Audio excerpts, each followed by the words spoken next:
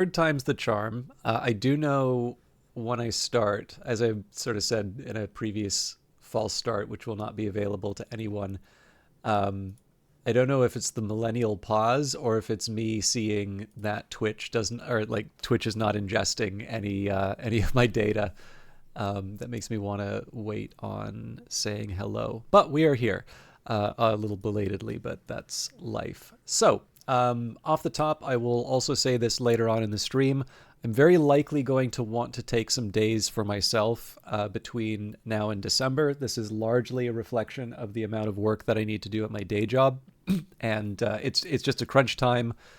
There are some invariant parts of what I need to do, and I would rather spend the time now. And like basically, it's better for me to run hot over this period of time than try and cram it all in just before the deadline. I'll be fine. Like everything I need to do is in place, but there is the difference between, you know, meeting the requirement and killing it. And as far as I'm concerned, I have no business taking the like. Okay, I don't want to sound altruistic or make too big of a deal of it, but I am lucky enough to be in a role that I like quite a bit. I understand that with, you know, whether it's COVID or layoffs or, you know, especially in certain industries, my friends have definitely been facing some uncertainty. And one of the ways that I try and, you know, acknowledge the fortune that I've had is because I have the role that I have. I feel there's a certain obligation to do it to my utmost. And if I'm not going to do that, then I need to find another role. Because especially given just given my work history in general and roles that I've felt I was in a role where I felt quite unfulfilled for an extended period of time. And I just realized how bad that was for me, as well as, you know, as well, I don't know if I can say for others, right? Like, presumably somebody took that crappy job that I had and did. I don't know. Like, it's just, if there's, I guess the way I would put it is that if there's a job where there are minimal expectations, it's better for someone else to have that job, I guess would be the better way to put it. But, you know, I've nothing else. I owe it to myself to do my best. And given that I really like the work that I am doing, I would also go so far as to say that if I ever lose that feeling, it's better for me to get out of the way and let someone else do that.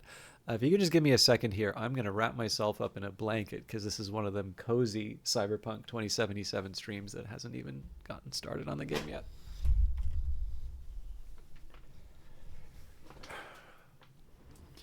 The real challenge is I'm near a window and temperature's starting to drop a little bit, so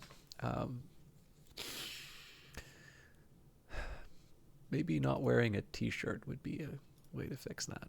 Okay, but yeah, under protest, I'm doing Cyberpunk 2077. Now, I like Cyberpunk 2077. I will confess, I have really been enjoying the Outlast Trials, and I would really actually like to do more of it, but I'm also kind of conscious of the fact that there is, how do I put it? Like, there's a,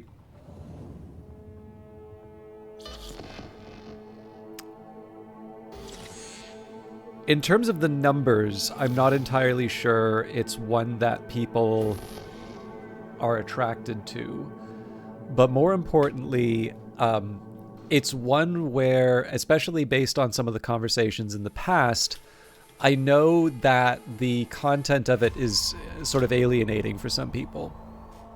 And it's a shame because I actually think there's some really interesting stuff going on in the Outlast games.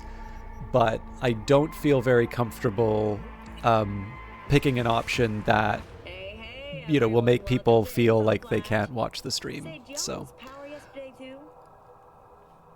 yeah, when the lights went out there, I was cooking dinner. Oh well, if we're getting specific, I was nuking a half-eaten burrito I found wedged in my couch cushions. Yeah, I know I shouldn't have. The I will say maybe one of the funny things about this though is I'll put it to you this way. Like, I need to find a way to crack this code is maybe how I can best put this. But I actually feel like I have a bit more to say about Outlast now than I do Cyberpunk. It's not that I don't have anything to say about Cyberpunk. It's just I've played this for a while. It's not just this playthrough and its runtime, but it's the last time I played it. And you know, there's ideas in here that I find interesting, and I like talking about how the game sort of reveals its story and does a few things in interesting ways. But I'm also kind of conscious of the fact that if you're with me for the full journey, like there's only so many times you can hear me say the same thing, yeah, variety is kind of nice too. But again, like I said, if the alternative, like, so I put it to you this way, like, sorry, I keep saying put it to you this way, but like if the option, you know, the option is something that might be a little repetitive or something where I feel like I've maybe, I don't have as much that's original to say as at the start, and then the alternative's going to be, you know, like something that you find unpleasant to watch. I'm not doing anybody any favors by doing that second option.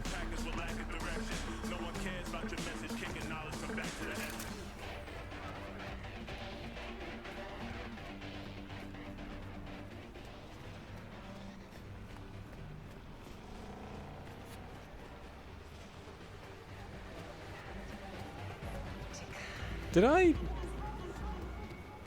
need to go to the afterlife, right? Am I completely losing it?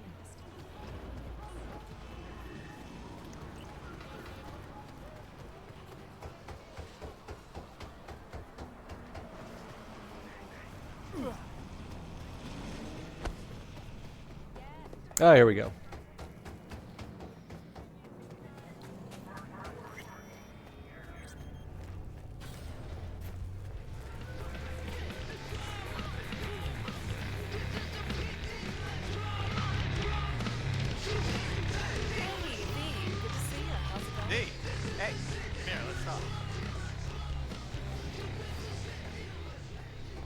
V, dog, listen. Got a yarn for you. Quick biz, that is. That's not what I wanted. You interested? All right, lay it on me. Was cruising the net, you feel? And I spotted an interesting classified. Wait, let me guess. Performance enhancers?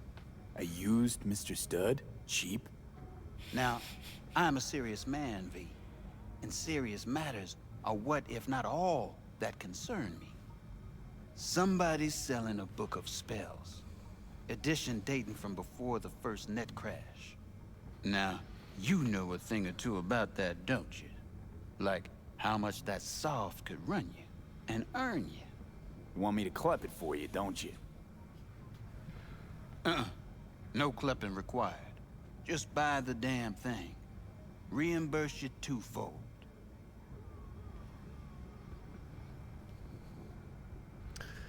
I'm not crazy about the bit rate I'm seeing here. And? You thunk on it yet? Sending me out to do your shopping? Want a case of Night Cola with that? Algae chips? Think on it, V. A treasure, and someone's willing to part with it. Now who does that? The hard up, V. And desperados got this unsavory side. They're unpredictable. One word off their mood, and they reach for their heat. That's why I need you to meet the seller. You got heat at the ready. Okay, will do. Yeah, my man. Zipping you the deets on the seller. And luck be with you all the way.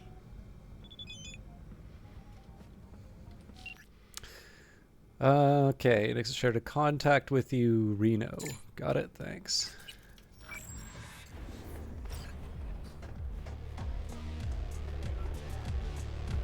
Hey, come here.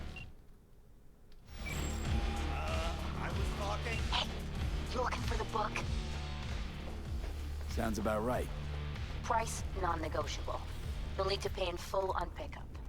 Clear enough. Agreed. Premium. I flicked you the address. Come by your lonesome.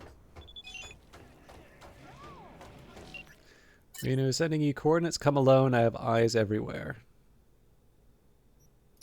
Don't try to play me for your own good.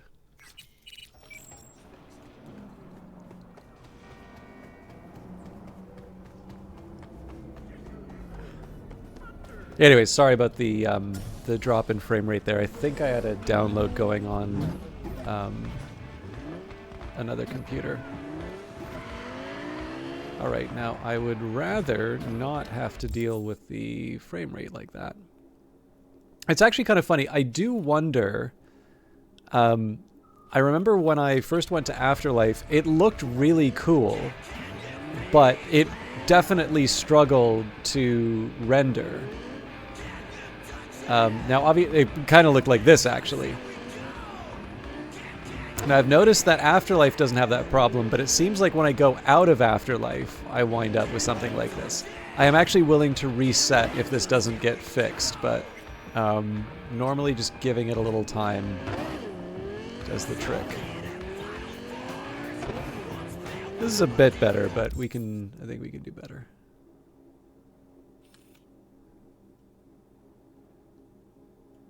This is so odd. Okay.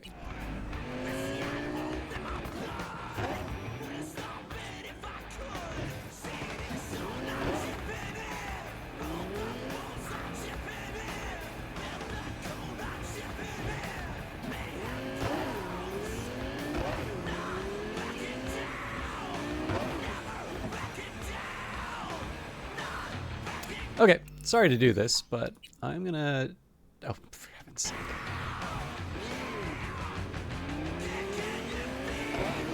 Ooh, this is rough.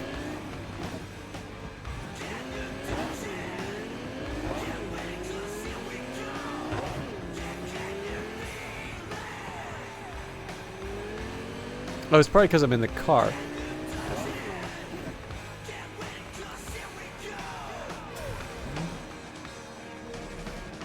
Okay, I'm gonna do a quick save.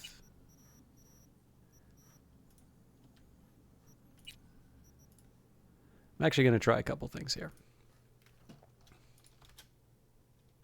Interesting. Very interesting.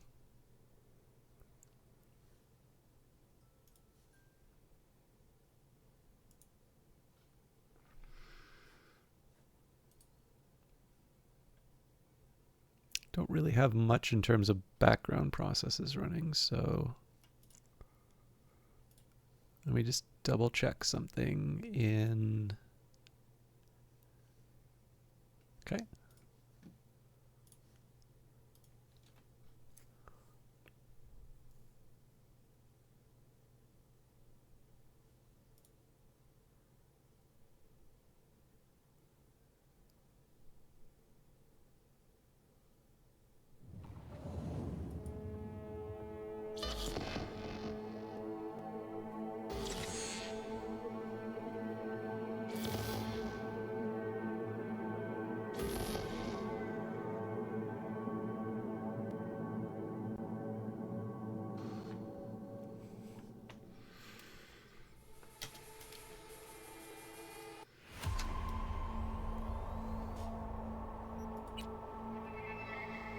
Hey, everyone. Welcome to Info Flash.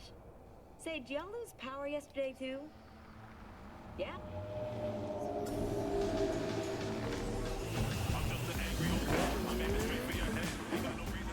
See, this is what I was expecting it to look like. I really don't know what happened there, but... also, I used to have a nice little setup that would query Steam for new games, like just through its API. I noticed it went from having a 403 to a 404. So if any of you play around with the Steam API, I would be very interested to know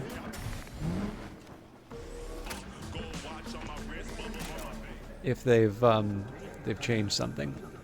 Well, obviously they've changed something, but I'd be interested to know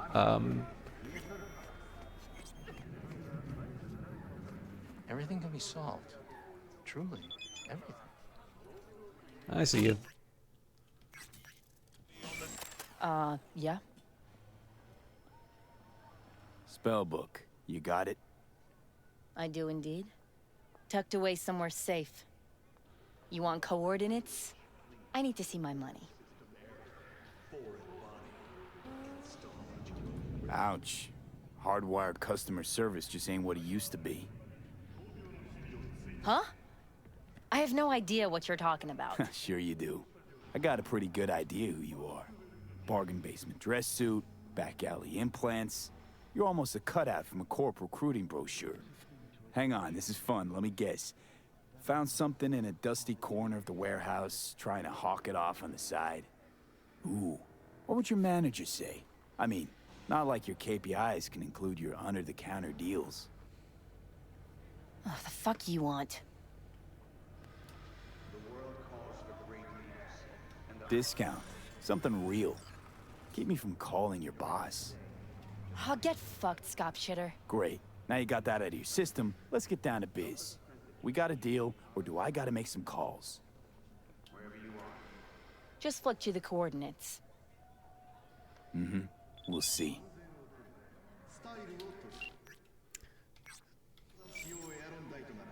It's not like I need the money, but always a pleasure doing biz with you.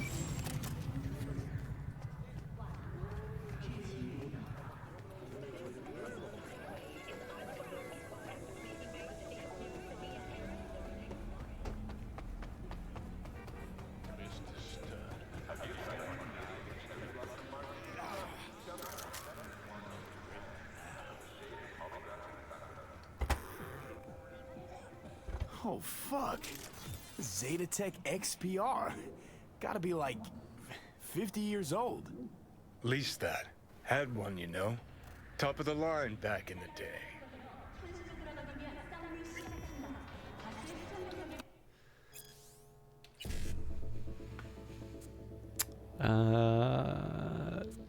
So I do actually want to plan this out.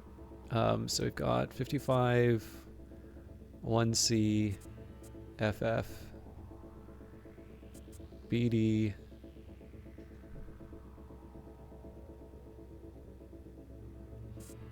Okay.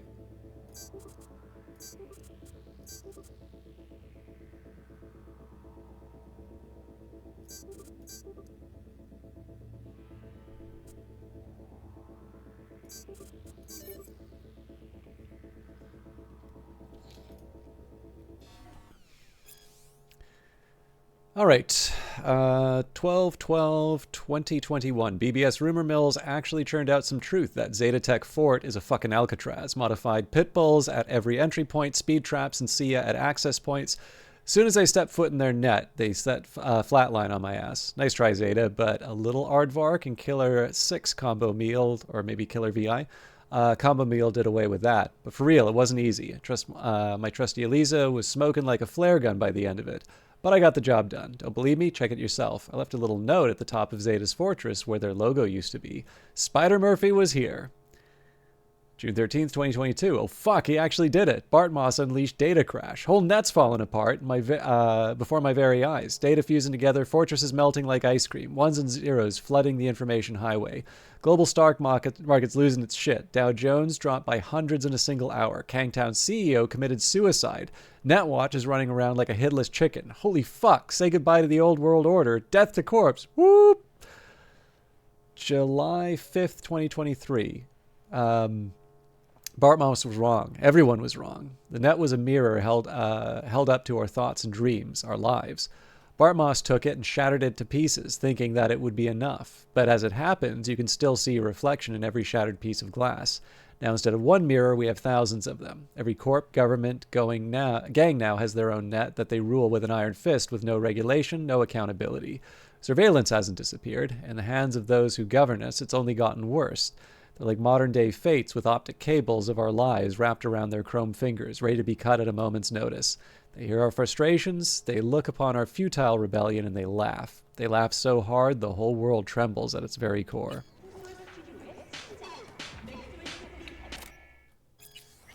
Oh.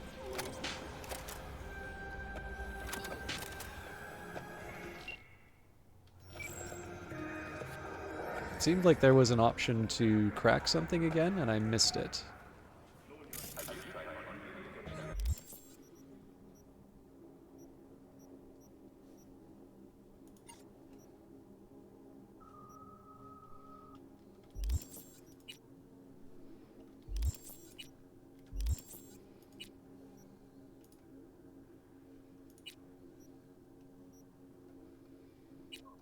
Okay, again, NCPD detective will contact you. You do the following. Go with him to the club, do what he asks, nothing else.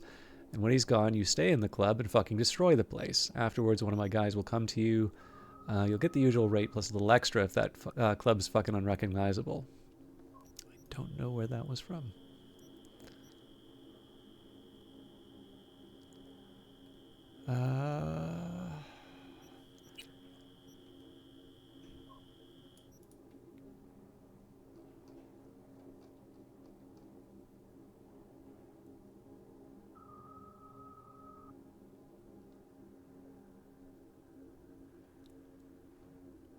Probably not worth spending that much time. Actually, you know what? Just in case. The problem here was I was trying to play around with the radio without without realizing that I hooked up into something.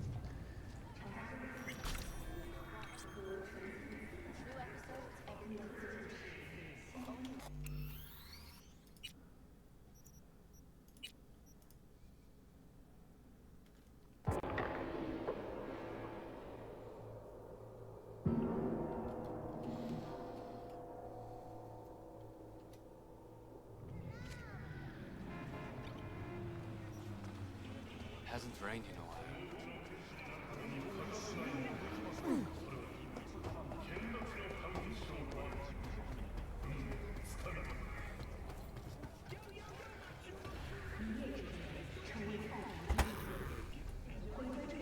Oh, fuck.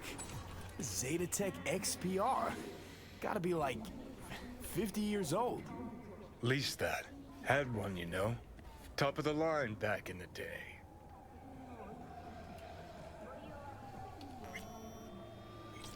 Okay, spellbook, again, crack security, 55 1C FFBD. Okay. Only one of these gives me a BD, so, and then E9 BD 55.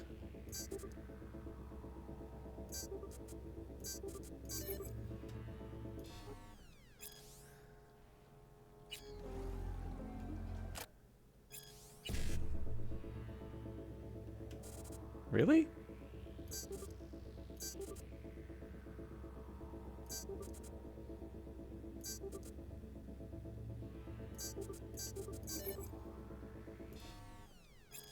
So presumably this doesn't just give me like an infinite supply.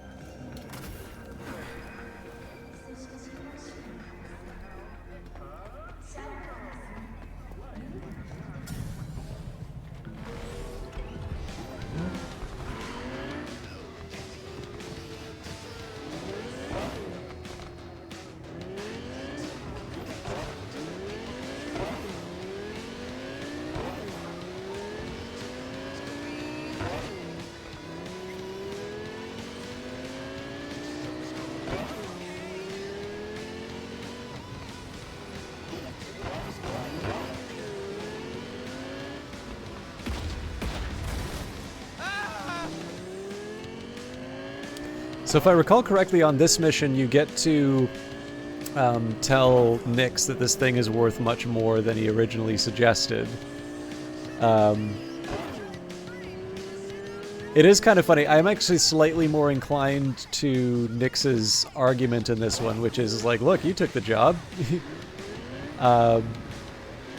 But, you know, I'm doing this for me, so I will try to get more of the money that I don't need.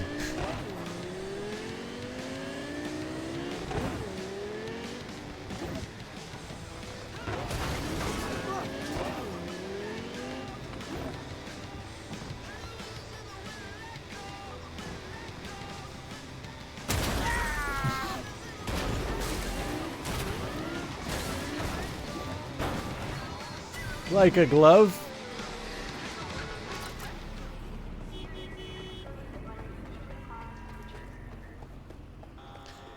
Yeah, so I'm wondering if there's something about going into this area. Like you can kind of, it's almost like it's taking the time to load the whole area, so that you know, you're sort of front loading the afterlife, the stuff that was sort of slowing down the afterlife. But it feels like coming out of it. You pay for that for the rest of the world. Come here, let's talk. But I do have this on my SSD. So, you got the book? You got my eddies? As I says, V, I am a serious man. Amount is agreed. All yours. Hold on. Hold on. The tablet's worth heaps more. I know that, and you know that. Maybe it is, but I offered you a price and you accepted it. Any contract can be declared null and void when a party thereto is proven to have acted in bad faith. All right. Have it your way. You are hereby awarded a bonus. Pleasure doing business with you. Later. V, word of advice. Don't pull shit like that with me. Just don't.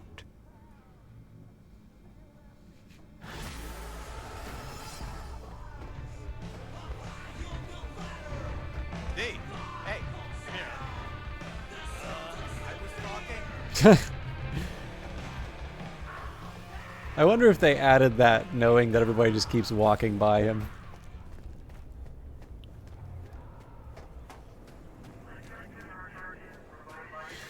Okay, so we're not going to be talking with Takamura. The tricky part that I have here is I have... all right, so the hunt is one of the evening ones. I've also got go to Judy's apartment in the evening. I think I'll do the mission with River first.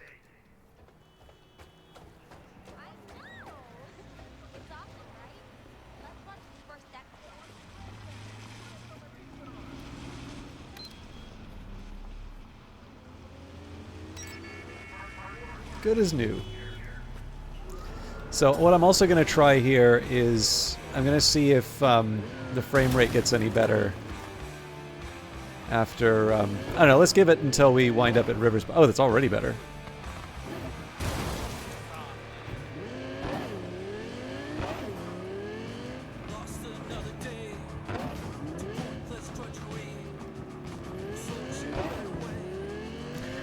One of the things that I did before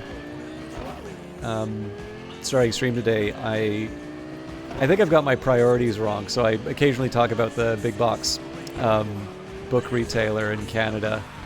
One of the ones near me just got... So I don't know if this is just like an overall reorganization on the part of Starbucks or if it's that specific Starbucks location, but they used to have, you know, Starbucks in the bookstores, and that one definitely closed. I don't know if that's a chain-wide thing, but they've now opened a local. It's a little weird to call it a chain because it feels like there's, I don't know, there's like the main store and then there's like a couple that have come up now, but I don't know. It's obviously trying to expand. So I was like, I don't know, kind of want a coffee, want to see a new place. And what does one do when you go to get a coffee in a bookstore? Generally, you get a book.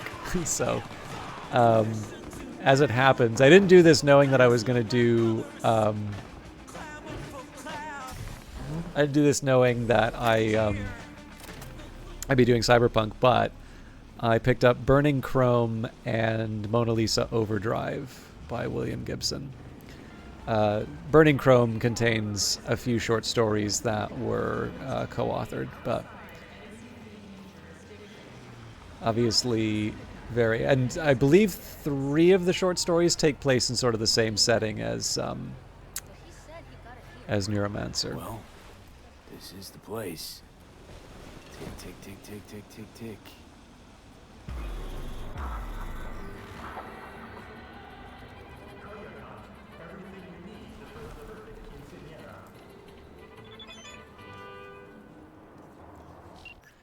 Thanks again. Wait, so a whole day went by? They said meet in the evening. It's like 6. Whatever. Hey, V. How you holding up? Been better. I know. Probably not hard to tell. Nice ride. Brand new? Nope. Not in a chatty mood, I see. Not really. Sorry. So, what happened? Needed someone to talk to. Uh-huh. First, take a look.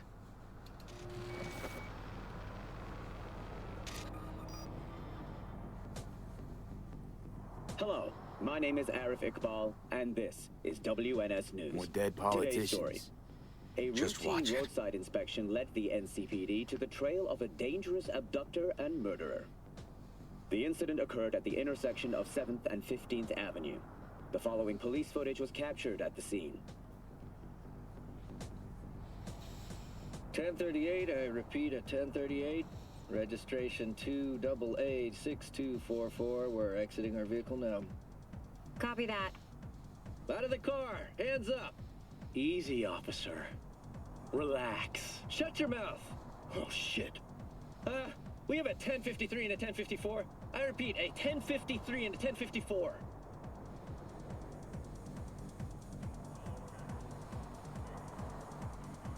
The boy from the footage is LeVar Martinez, age 17. His parents reported his disappearance over a month ago. Unfortunately, LeVar's life could not be saved. His body could not withstand the severe septic shock he suffered. Autopsy reports reveal the teenager was given dangerously high levels of hormones, anabolic steroids, and stimulants. The possessions and genetic material of 7 other missing teens were also found in the car, belonging to one Anthony Harris. Unfortunately, their fates remain unknown. Although the criminal widely known as Peter Pan survived the gunshot, he has not regained consciousness, making interrogation impossible. This, Please Peter stay Pan. tuned to WNS no News case? for You looking developments for in him? the story. Never heard of him. Didn't cross my desk. What's the problem if they caught the guy? My nephew, Randy. Disappeared not long past. And what you just saw. The kid was wearing Randy's shoes. Oh, Jesus. Randy's disappearance. You know anything else? My sister and I don't get along that well. I don't know much. Just wish I could have been there for her when she needed it most. And what, they figured you'd get emotional and kept you off the case? More like a restraining order.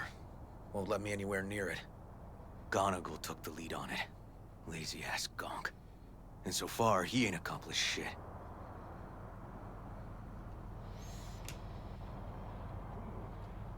Well, they're not all wrong. You got a personal stake in this. And that's why I need an objective eye. You. So what do we need to do? Can't interrogate the guy because he's a veg, but we can view his dreams. I'm sorry, dreams? You heard me. Come on, I'll explain on the way. It's an experimental procedure, but it's already yielding results.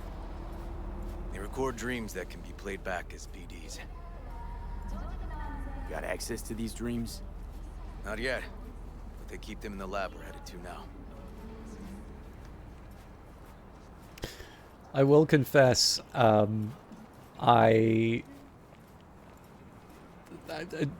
I shouldn't say. I was about to say I don't mind River as a character. I've never minded River as a character, but that makes it sound like I should mind him. It's clearly his inverted triangle shape that makes me jealous and insecure about my masculinity. No, the one of the things that is funny about this, though, is that it is very hard. Got an appointment? Not exactly. We'll go in together, but not through the main entrance. We're gonna break the law? We'll find a different way in, and then hustle out quick. Never actually been here, so I'll need your help.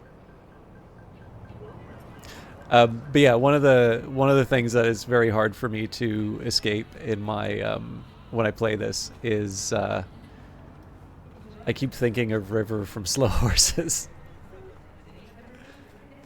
There's like no relation other than the name between the two, but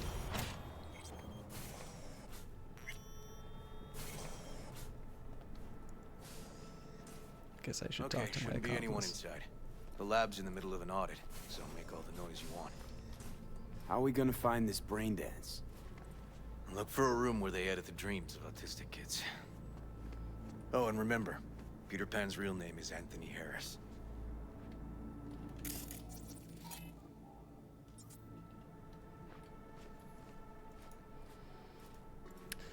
A novel phobia, fear of the number 91. In recent years, the list of commonly feared numbers, such as 4, 13, and 66, has now grown Definitely don't store any BDs in this area. officially to include the number 91, while the phobias of other numbers have origins well studied by science, e.g. tetraphobia derives from the fact that the Chinese words for death and 4 sound similar. We can still only hypothesize about the rise of 91. Patients afflicted by phobia of the number 91 often complain of recurring nightmares in which a giant countdown reaches 91 then suddenly stops. When they attempt to restart the countdown, it transforms into a bright yellow board with vermin crawling all over it. This shared experience has already spawned unproven conspiracy theories which, among other things, claim that the dreams are transmitted via either electromagnetic waves, the digitized minds of a mysterious netrunner sect, rogue artificial intelligences, or classified nanochips installed by Night Corp agents.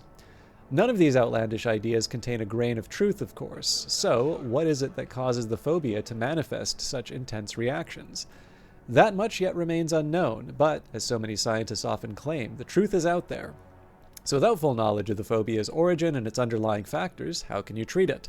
Studies thus far have shown promising results for conditioning patients via induced dream states in which the number 91 is inverted to the number 19. Although this method remains in clinical trials, experts optimistic the 91 I think it should be experts are optimistic that the 91% success rate will only continue to improve. Very amusing. Security update from Naomi Redweed to research team. Important, I would like to remind everyone of the upcoming audit and changes in security. I'm willing to answer any immediate questions that you might have. As you're aware, we've had complaints from the NCPD. I know, but we will have to follow the new guidelines. There's no wiggle room on this. At a time TBD later, you will all get your new double verification access signatures. You will each receive individual emails with the relevant details. No more of that reply all funny business. Until then, continue your work as normal, of course excluding the day we have assigned for the audit. Have a nice day, security. Small step for science, a giant leap for humankind.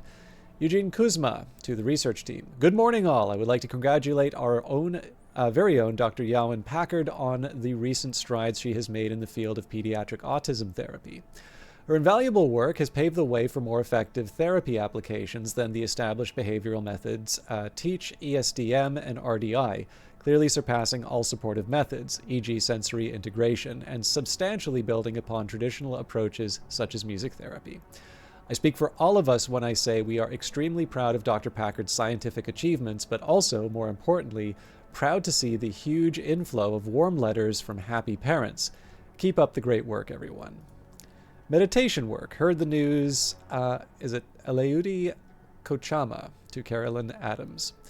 I just saw the email. I'm so sorry to hear they cut your project. If it's any consolation, I've tried to apply your methods in my personal time, and I feel like my creativity is on a whole other level. Seriously.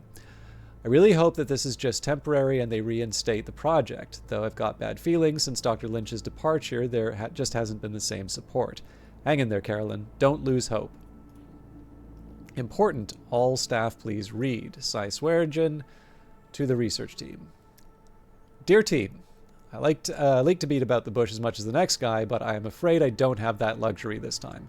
First all, you all remember that framed quote I used to have in the office, never trust a person who's never tried to steal? Well, it seems someone took that sentiment too much to heart. Now, don't panic, it wasn't the quote that was stolen, it's safely at home. Rather, it appears a staff member has taken our neurotransmitter research files from the facility with the likely intent of selling them to a third party.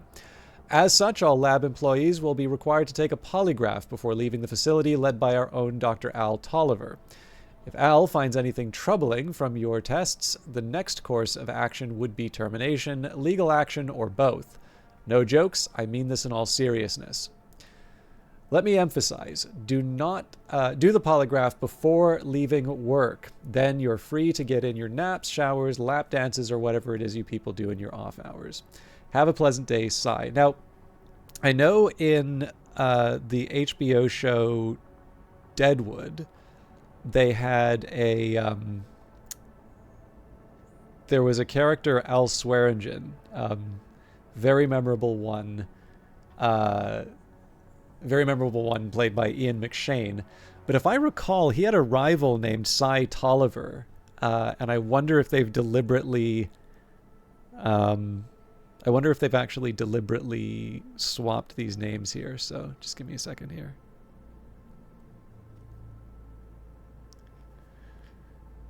Pretty sure not only do I think this is true, I'm pretty sure it was played by Powers Booth, but...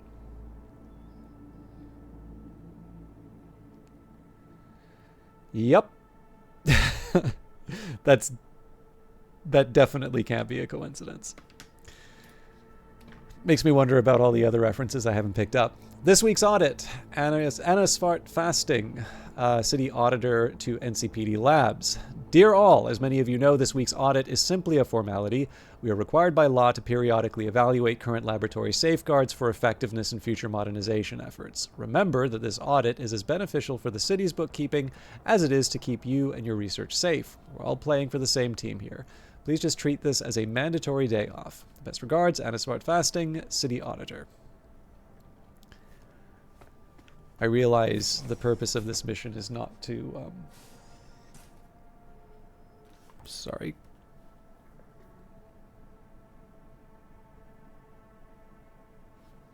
Crazy. There's a major travel warning for... Okay, I actually got to check this out. It says... Canada issues major travel warnings for Japan after fatal bear attacks.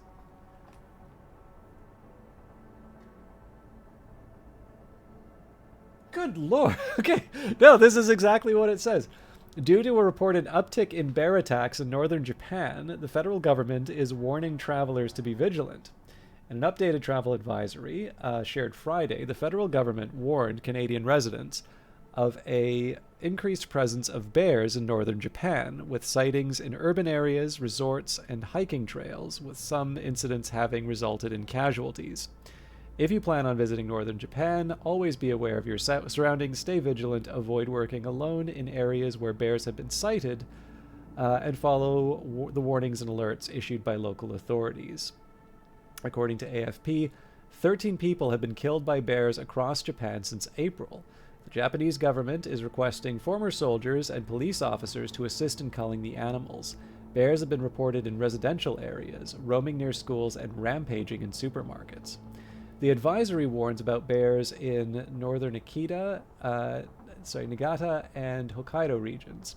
The government of Hokkaido advises people to make noise, travel in groups during daylight hours, take food and garbage home, avoid bear droppings and footprints, and research bear sightings before entering an area.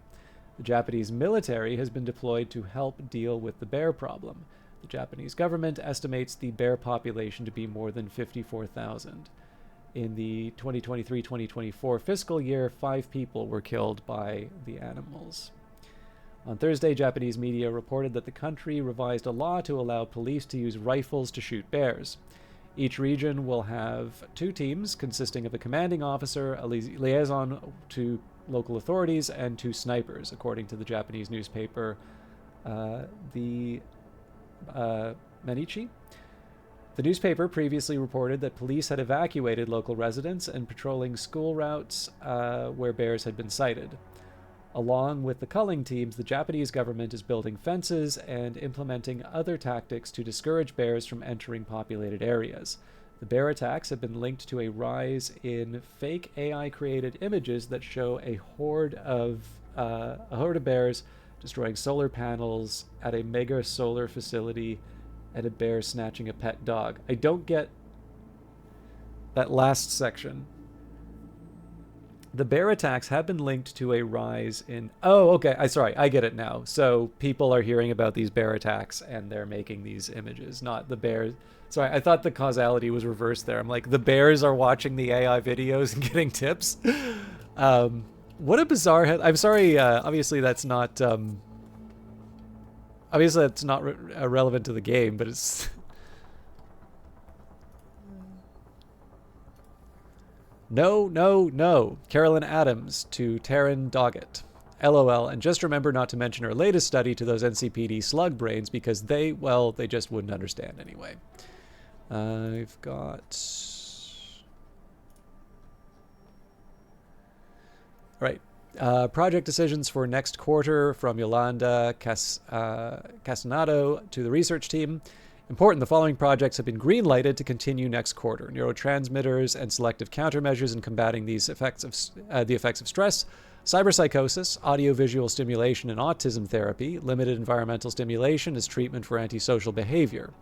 We have decided to suspend research into transcendental meditation. All those involved on the project will soon receive a more detailed report about the indefinite suspension and information regarding new project allocations. How much you want to bet that's why Dr. Lynch left?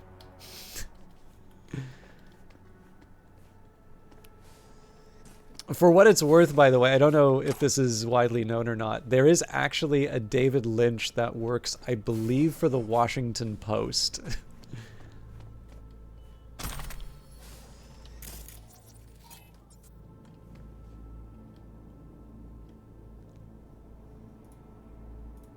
Subject AH, report filed to NCPD. Patient transported to hospital 18 minutes after suffering missile wound to the head. As the missile penetrated multiple brain layers, a temporary pulse cavity immediately followed. Due to rapid intervention, intracranial pressure was reduced and inflammatory damage to brain tissue was avoided. Despite successful intervention, the patient remains in a coma with estimated chances of waking at only 0.6%. In the event that the patient does wake, likely complications may include paresis in the right side of the body, vision impairment, speech impairment, and cognitive disorders. Estimated value for NCPD investigation, near zero.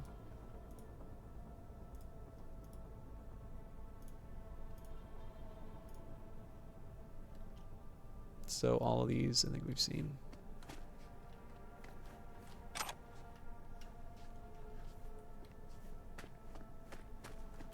Just waiting for the next movie buff reference.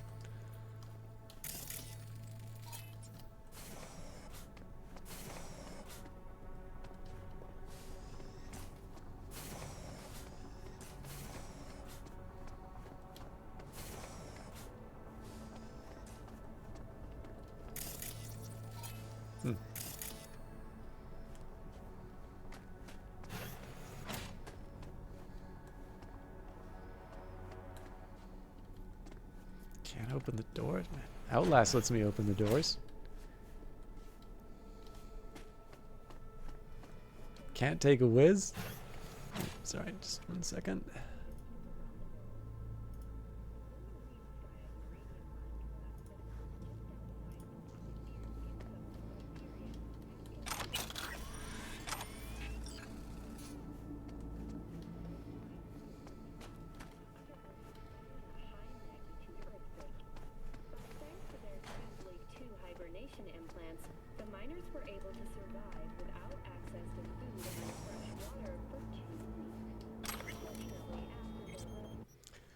Outer space, my life in orbit. What's in life in space like? Comfortable.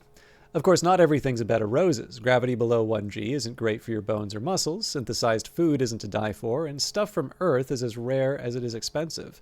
If you live in a private orbital station, congrats, you're richer than me, you always see the same faces. But if you live in a hybrid station like Crystal Palace, you'll have to live with the corporate bachelor parties every weekend.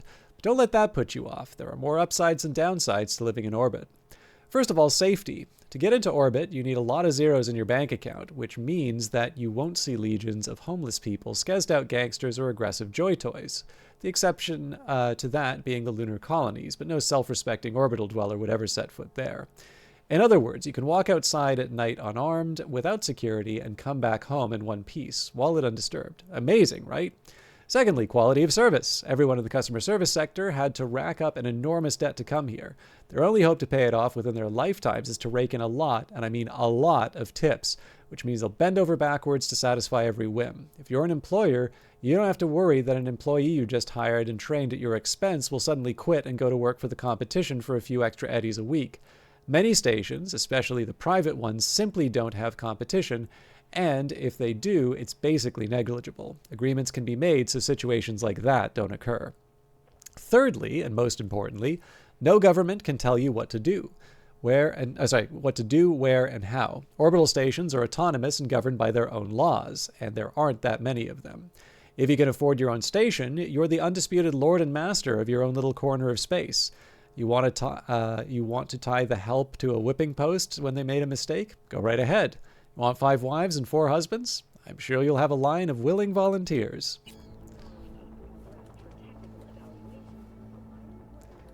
They wouldn't let me do that in Surviving Mars.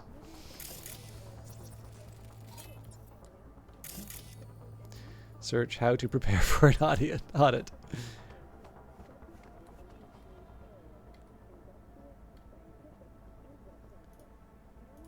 Braindance conditioning and cyberpsychosis. Studies that use brain imaging methodologies have shown a progressive reduction in brain volume, but a swelling of the ventricle system and the volume of cerebrospinal fluid produced in people who suffer from cyberpsychosis. Other studies have found differences in the degree of cortical nerve cell depletion between stage 1 cyberpsychosis patients treated pharmaceutically and those who received braindance conditioning.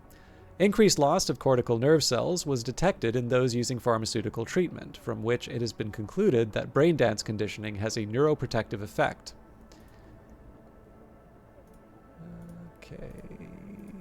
Melissa Rory, latest research from Taryn Doggett to Naomi Redweed and Jean-Paul Petit. Based on the, or possibly Petit, but I think it's Petit.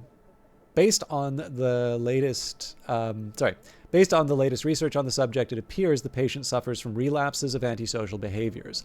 The recommended treatment approach is limited environmental stimulation and increased doses of neuroleptics. See treatment details in attachment.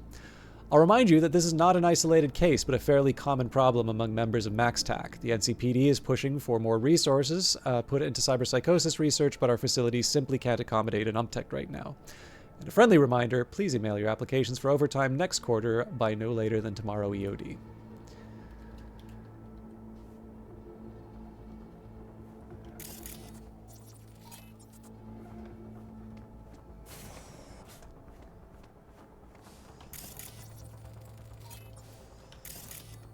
Overtime, voluntary versus mandatory.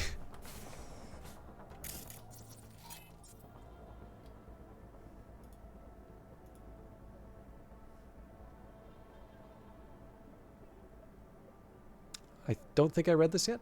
Braindance treatment for pediatric autism. Activity in a developing brain is higher compared to that in a mature brain.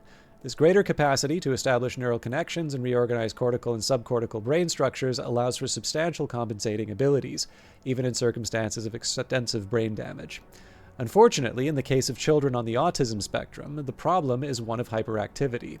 An overabundance of firing synapses results in synaptic communication disorders. This study compared children on the autistic spectrum who did not receive any preventative measures with those who received early braindance therapy. Initial findings suggest the braindance treatment provides beneficial support for synaptic function. Please refer to subsequent reports for detailed summaries of the findings. Okay. Audit around the corner. Seth Givens, NCPD, to Cy Sweargen. What's up, Chumster? You know about that audit in your lab coming up, right? Maybe get those invoices for Woo all squared away, huh? From Cy Sweargen to Seth Givens. I will mention, by the way, Seth Bullock was the sheriff in Deadwood. Actually, no, I'm just going to take a list of... Oh, yeah! Wu is also the referred to as the Chinaman who disposes of Al Swearengen's corpses by feeding them to the pigs. Don't you got enough of your own paperwork to push around? Leave the invoices to Wu for me. I'll make sure our little piggies don't go hungry. Okay, so I'm trying to remember who Givens would be, though. So let's just see. Deadwood cast.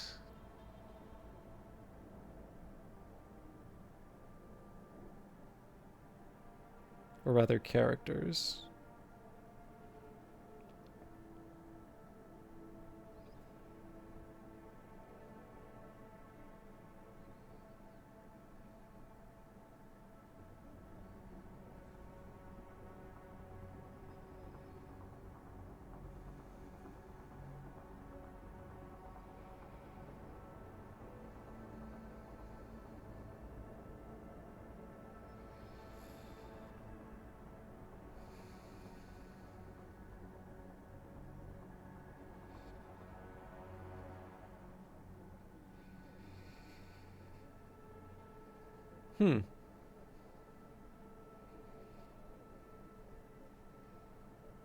I feel like there was a Givens, but I'm just trying to remember. So there's like Alma Garrett. There's Calamity Jane. You know what? I'm just going to go from the Wikipedia and see. So main characters: Seth Bullock, Al Swearingen, Alma Garrett Ellsworth. Oh, that's right. Whitney Ellsworth, Doc Cochran, Saul Starr, Trixie, which apparently doesn't have a name, Tom Nuttall, E.B. Farnham, who's I feel like E.B. Farnham always winds up as the one who's like, oh, he was in Blade Runner. Calamity Jane.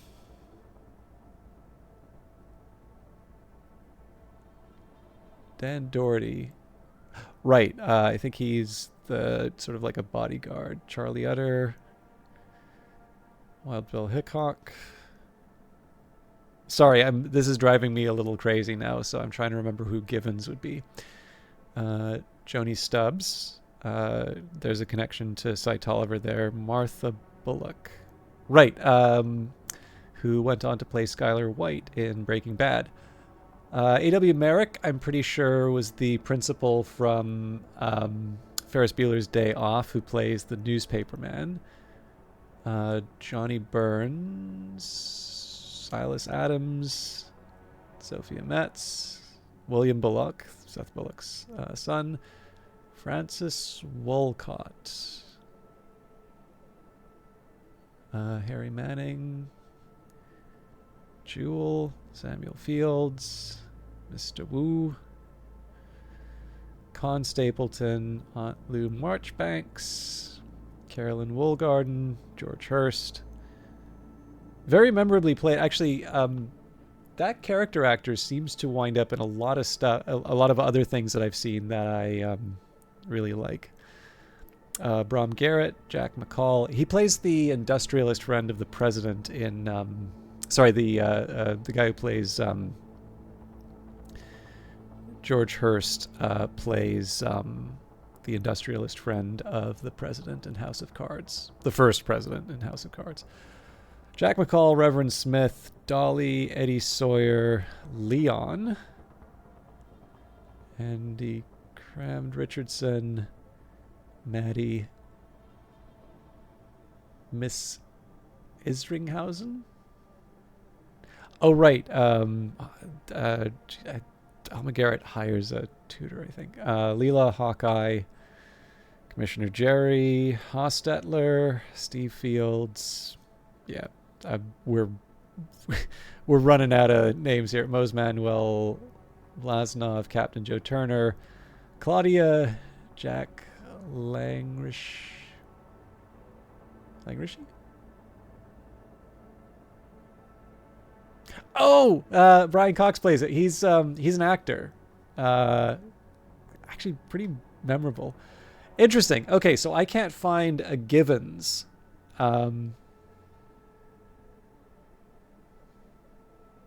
gonna do a search for Deadwood Givens.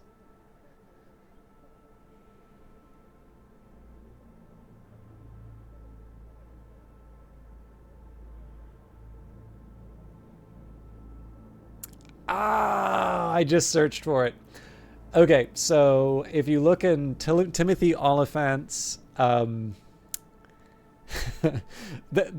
there's some fun in this. Okay, so Timothy Oliphant, the actor, plays Sheriff Seth Bullock in Deadwood.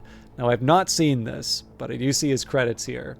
And in Justified, he plays Raylan Givens, which is described as a deputy U.S. Marshal with a Wild West approach to law enforcement. So this is a reference to the NCPD officer is a reference to the two lawmen that Timothy Oliphant plays.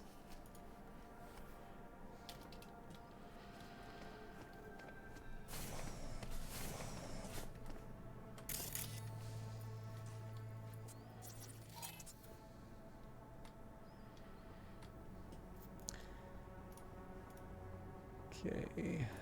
Security update. Jeez, John Palpatine, Yolanda Castanado.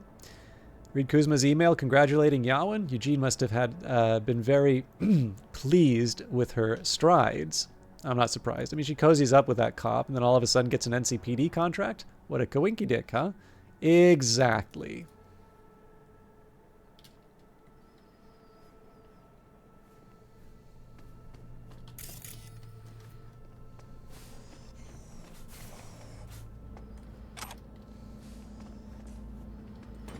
Sorry, River, I don't think it's here.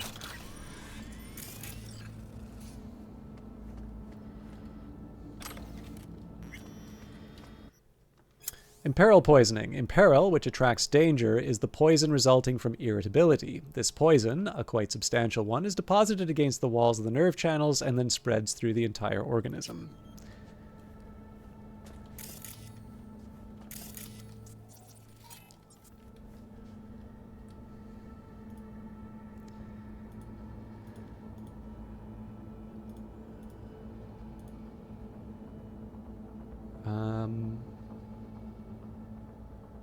Yeah, okay.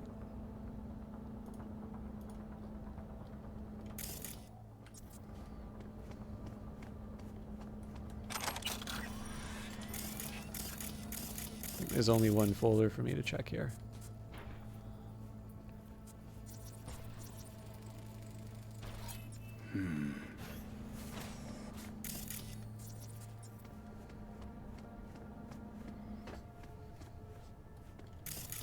Can't do road.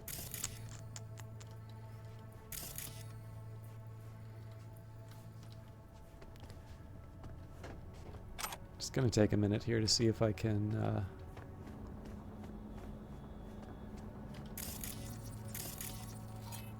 all right. Oh, interesting.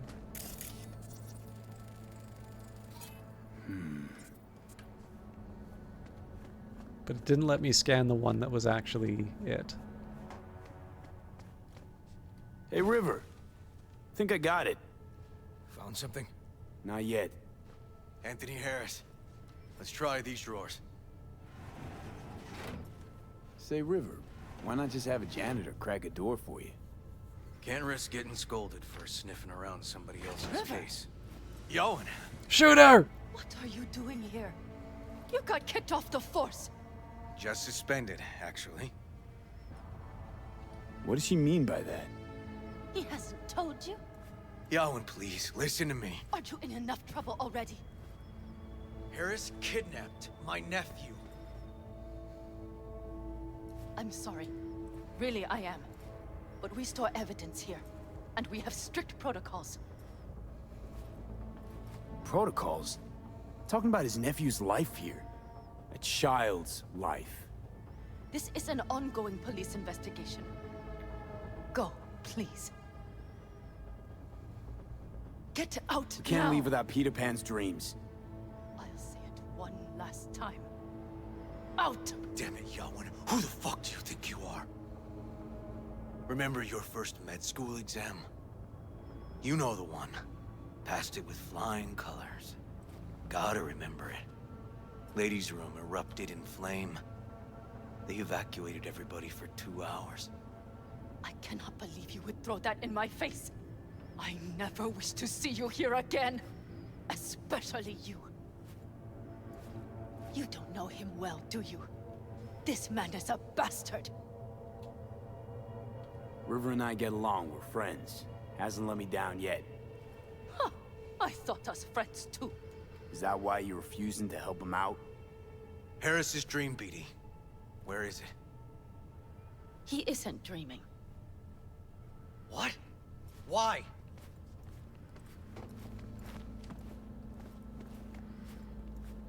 A bullet damaged his cerebral cortex. We get only dissonant urges. Pieces. I'd like to... Try audio-visual stimulation. But he isn't on the spectrum. A favorite song or movie helps you reach the kids. Might be worth a try. I am aware of the similarity. Hypothalamus stimulation and hormone production. But Harris is not a child. I have never tried the procedure on an adult. Any reason you haven't? Because, unlike River, I went to med school and studied neuroscience. And not by reading about it over someone's shoulder on the metro. Let's try it. We don't even know his preferences. I'll find something. That mean you're willing to try? Just go. I'll open the front door for you. Let's ride, V. I know exactly where to start. Say, by the way, what do you know about biochips? Arasaka's relic in particular. Well, it's designed to store a person's neural engram. Sorry. Just imagine copying over a person's memories and personality. Right, I get that. More curious what happens if the stored engram overwrites the engrams of the chip carrier. Overwrite? I'm not even sure that's possible. Why do you ask? Nah, never mind. Not a big deal. Thanks. I do like the fact that you're given that. This is one thing that I sort of like. I give this example a little too often, but one of the reasons why I bounced off of Skyrim the first time was because I felt like I was on a treadmill of quests. And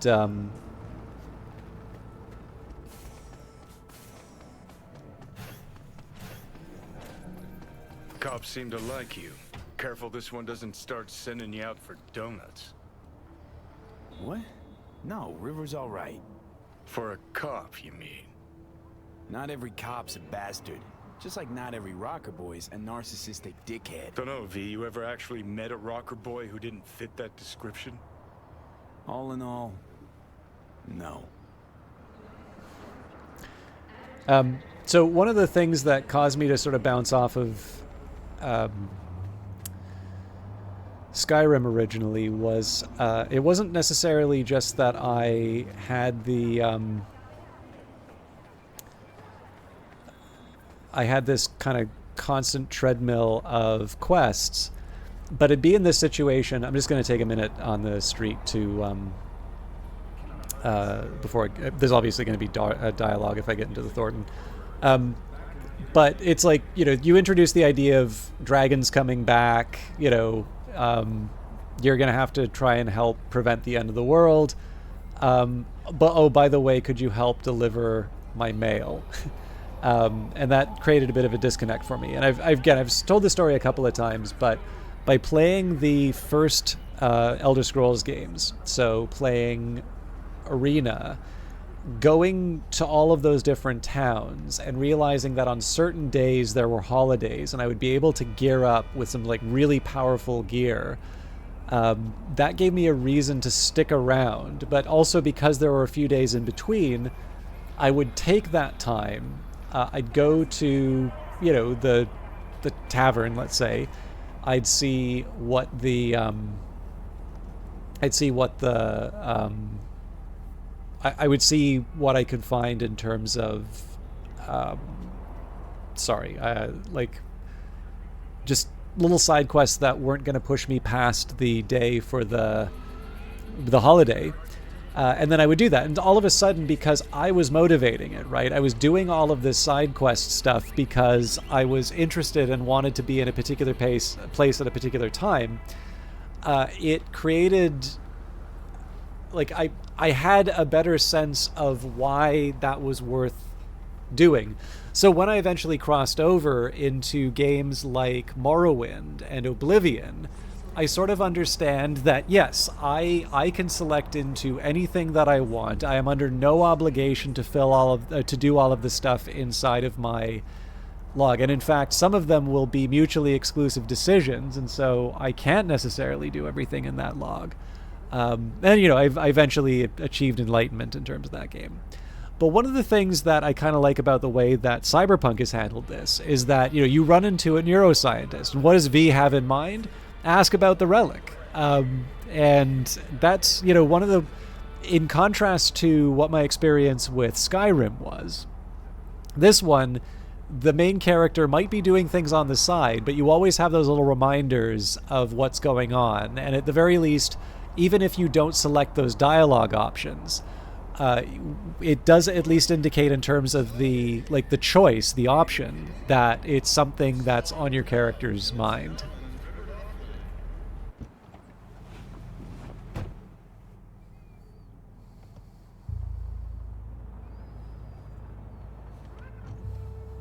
Okay, let me hear it. Lost your badge. Didn't tell me about it. Why? I don't know. Makes you a bit of a leadhead, don't it? That it do. It's just, it's not easy for me to talk about what's biting in my ass. Fair enough. Could tell me where we're headed, though. To Joss's. Randy's mom. She thinks he just ran away from home. For now, keep the kidnapping between us.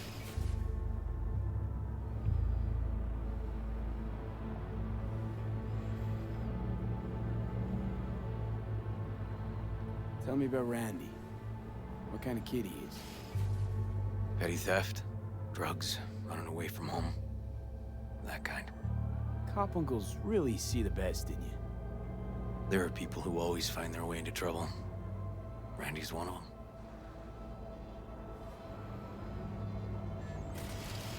Where's Randy's dad? Been a few years since he got popped. Gang war. Great role model. Josh was left alone with 3. But she's as tough as weathered leather. You gonna tell me why we aren't trying to find Harris's apartment? That's a house. And I doubt he's keeping his victims in his basement. And besides, we are trying. Want to see if we can find some connection to Harris at Randy's. Pretty weak lead. Best we can hope for just now.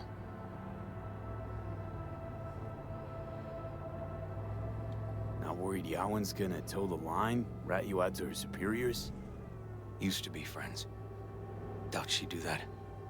Plus, not that I'd use it, but I do know one skeleton she'd prefer remain tucked in her closet. Think Yawen will actually help us? All things considered? Yeah. These tiffs of ours always end up the same way. I'll tell you about it over a beer sometime. Really ought to focus on finding Randy now. Of course.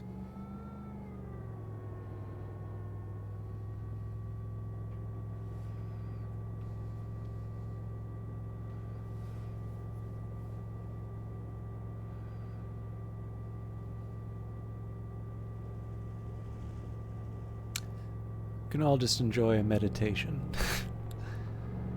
It's funny, actually, this is one of the few times when there hasn't been dialogue to fill the full ride. I generally don't like fast traveling. It's kind of nice to... Again, this is from a Elder Scrolls perspective. It's a big world. There's lots of things that can happen in it, and I feel like you kind of miss... Well, this is the thing, actually. There are a few people who've made the point as to why it's valuable to have a fast travel. That, you know, it isn't actually always interesting. You know, sometimes when you're following the same road for the 20th time, you don't quite have the same feeling. But I don't know. I've always felt this is true for Book of Hours. This is true for the Elder Scrolls. I've always sort of felt that it's easy to gobble all the content from a game like popcorn. You know, you can. It's really not that hard to.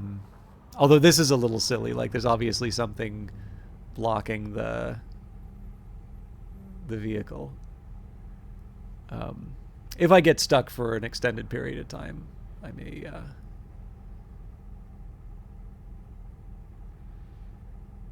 Although it is funny, right? You'd think that the game would have prevented something like this from happening. Is it really just going to make me sit here the whole time? Would have been good to talk about the Elder Scrolls during this.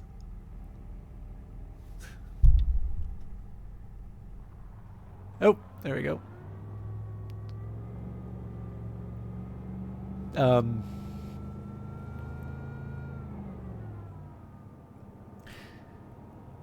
But yeah, I don't know. Like, again, it's easy to just kind of go careening from, you know, moment to moment in the game.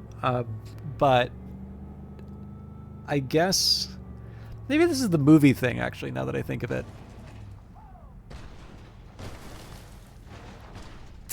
That sounded exciting. I'm pretty sure this is our destination.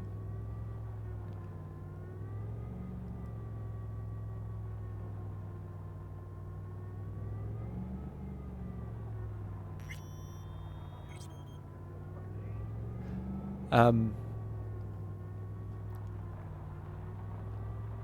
yeah, in a movie, because everybody watches it at the same time, there is like a long period of. Right. This is it. It's sure been a while. I used to come over every weekend, a long time ago. And? Changed it all since? Places like this never change.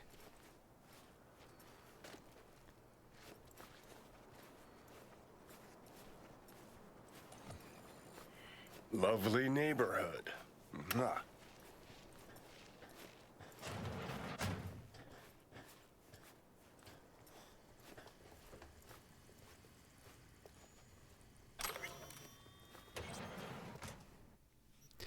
The Long Return, aftermath of the Great Nomad Tragedy. Most sources indicate that the governments of Peru, Brazil, and Chile have come to a solution for the so-called nomad problem. In an attempt to prevent the illegal transnational movement and typically temporary settlement of nomad clans around the South American continent, they plan to seal all borders to undocumented persons of dubious origin. Protestations from scholars, human rights groups, and even corporate representatives have thus far been ignored. Some corporations have voiced concerns that stifling the flow of migrant work could lead to economic decline and unpredictable social unrest. For example, some experts predict the local Brazilian workforce will simply be too small to meet the employment demands of ongoing major agricorp ventures. This push for tightened anti-nomad immigration policies comes as yet another heavy blow from South American governments against an already heavily targeted demographic.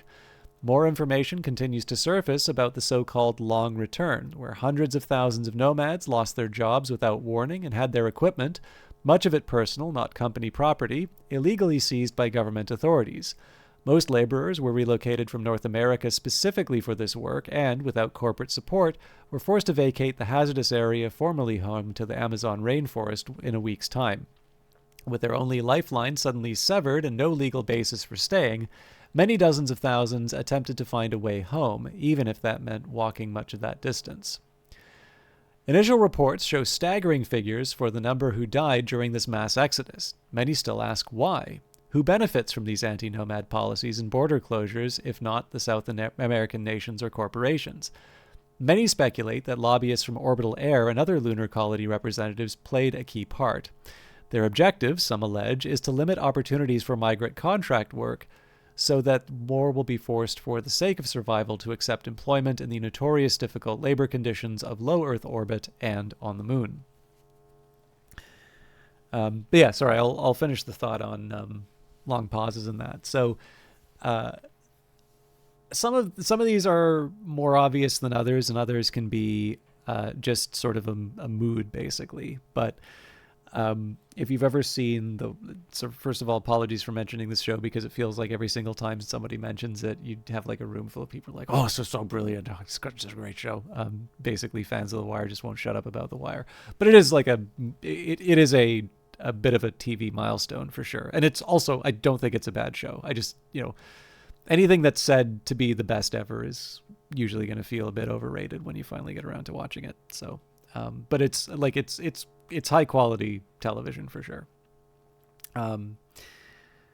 But I also feel kind of unfairly gets credit for being the one to sort of introduce long form narratives in the case of HBO, because I believe the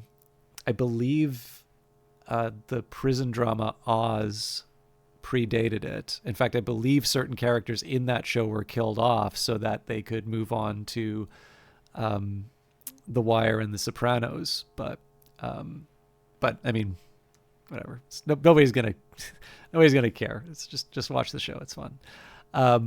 But yeah. So like, there's this great moment at the end of the last season, and like, I'm sure we've talked about this before, but I think generally people's attitudes on spoiler alerts are completely insane. Like it usually feels like this is a way for people to make the conversation about them rather than a legitimate worry about the the content of it, especially because there's so many good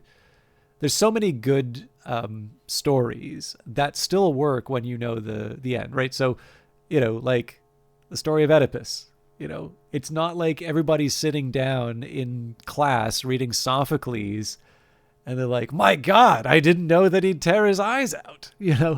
What a shocker. Like that's just, it's not the thing. And, like Casablanca, wonderful movie. And I guess, I mean, it's weird. Like there's sort of this, like,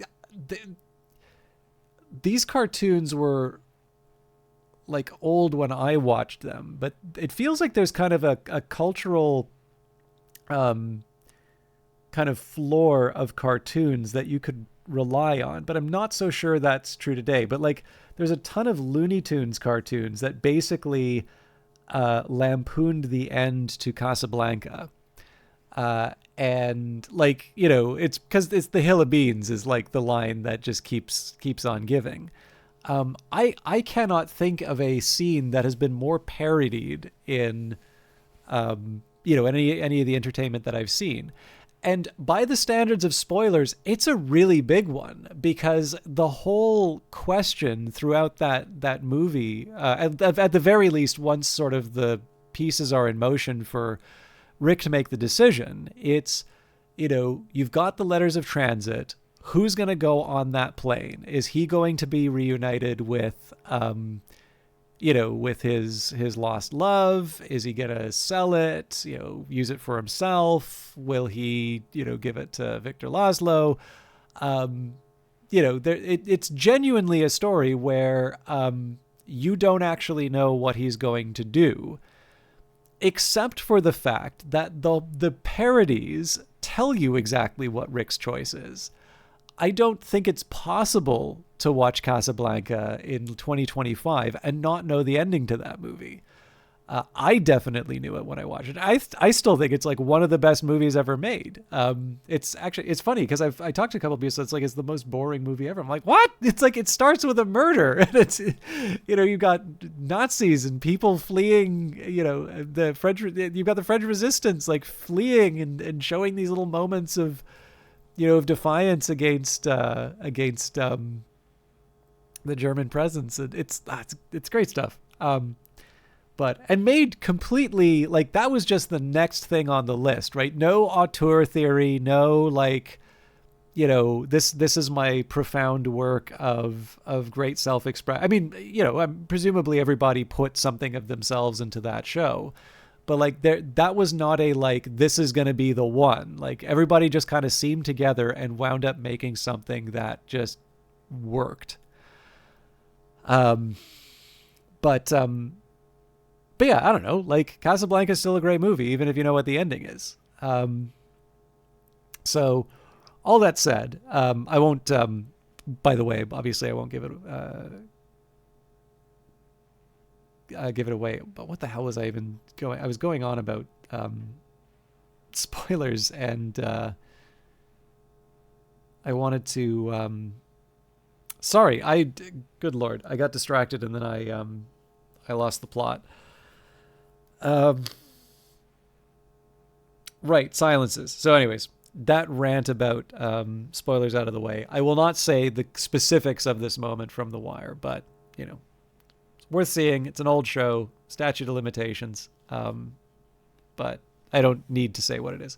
So there's a character in the show who's made like a really, really, really big mistake, and there's a multi episode effort to try and hide this exceptionally big mistake. But it gets out, and a character who already has less than favorable views of this this person's character and attitude is aware of it. They're a very senior individual now. And the person who made the mistake is, in the elevator, door's about to close, and then this really senior guy who knows, it's their very first meeting, once he knows, go into the elevator, door closes, absolute silence. Cuts to a security camera in the elevator. Absolute stillness, absolute silence. I should say, by the way, the person who knows the secret is played by Lance Reddick. So if you imagine Charon from John Wick staying silent, right? Tall guy, dead silent. Elevator dings. Lance Reddick walks out the doors, turns back to the guy who screwed up. To be continued, and walks off.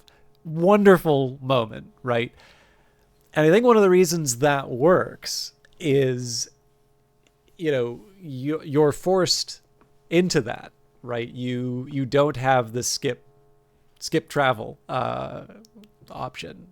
There's a decision that the filmmakers have made to make you experience that, and of course, like the context of the show has created that moment.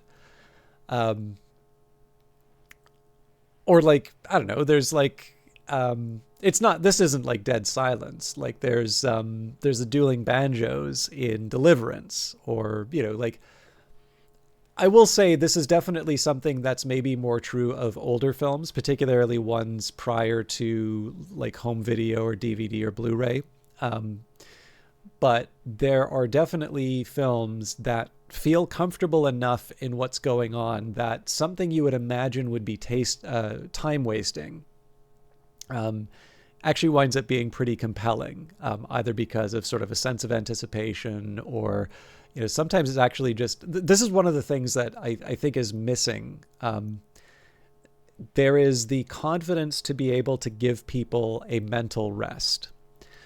And, in some cases, you can even think that like the end credits for a movie or a TV show will take that role.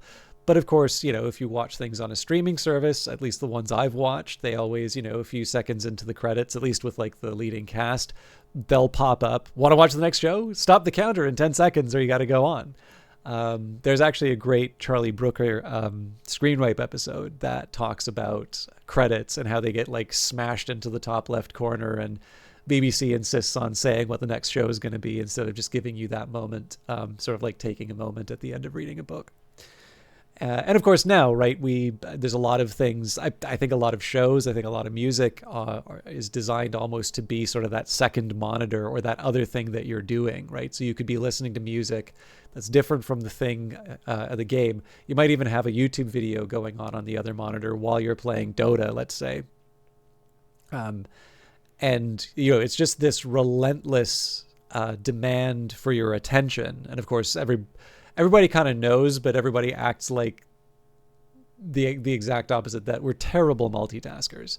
I've tried writing things while there's a podcast on, and either the stuff I'm writing isn't any good, or I couldn't answer the most basic questions about the podcast I'm listening to.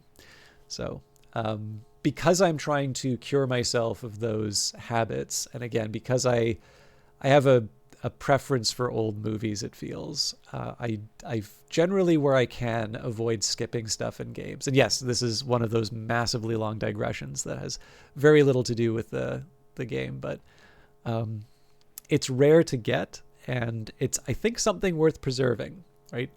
It's you don't necessarily want to feel like your time's being wasted, but you do. I think just simply having the option and not taking it is a really nice way of getting around that. So anyways.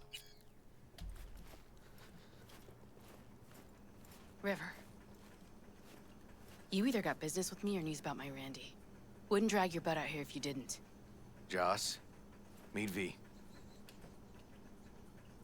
So V, is this about my Randy? Randy's been taken. Why didn't you call? Joss, Throw a blanket over the truth, like always. Police caught the guy, but he caught a bullet and he's in a coma, being watched. But where's Randy? We're looking, Joss. Here? Arguing's not gonna help anyone. He's my child. You got no place telling me how to behave. Joss. Listen, we need to look through Randy's things. Why? To find any lead we can. Trust me, Joss. Just don't destroy anything. Randy doesn't like it when anyone pokes through his stuff. Let's go, V. The kids are playing outside. Tell them it's time to eat.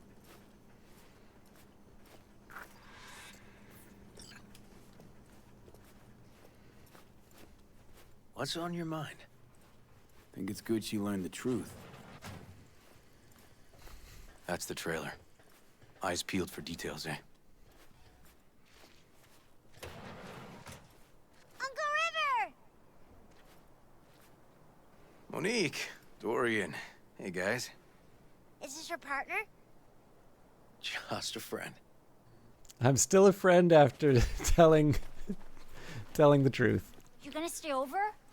We'll see. Your mom's waiting for you with dinner. I remember there's a moment where you like play a shooter game with them, but I think that's after this story. This is their old trailer. Randy moved in when I bought him a new one. Real hellhole. Like in my good old days. You check around, I'll check the trash.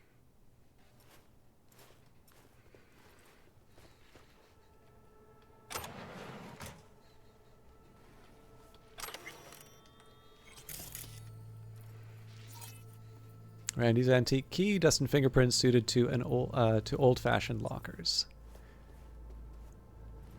Got some kind of key here. Real fossil. Not quite what we're looking for, no. Record player, top grade, device, excellent disc, scratched, audiophile, fanatic of dark music styles. Randy's guitar, made from mahogany and spruce in 2069. Strings are loose, hasn't been used in a while. I'm surprised Johnny's not commenting on Tainted Overlord.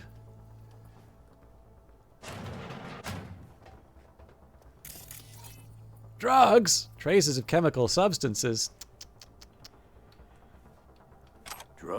Let's not go there. Society's fault.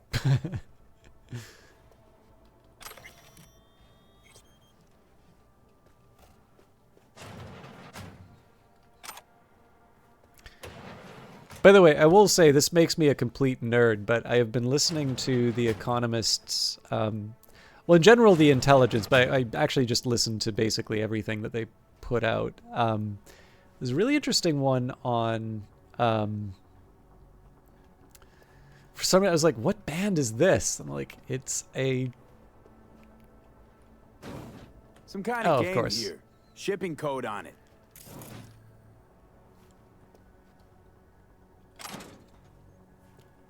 Randy ran into someone who understands what he's going through. Sorry, it takes a little... I'm slow on on the tips. What was I going to say?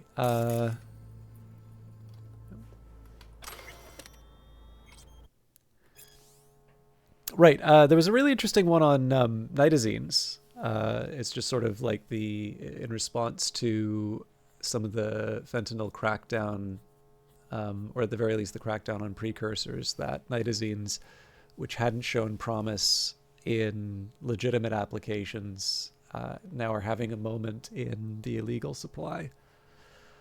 Dear Mother departs, the old die quietly, their dry hands giving a faint rustle as they fall for the last time. They tend to depart this world in November, at the darkest hour of the night, when dawn seems just as far off as the spring that will never return. They leave little behind, a small stack of last century's newspapers, a few chipped cups, clothes already smelling of the casket. Under their closed eyelids flits a muted kaleidoscope of memories, flashing by it in no particular order. They die with their gaze fixed on the hardening diorama of a long life that, in its final moments, always seems to have been far too short.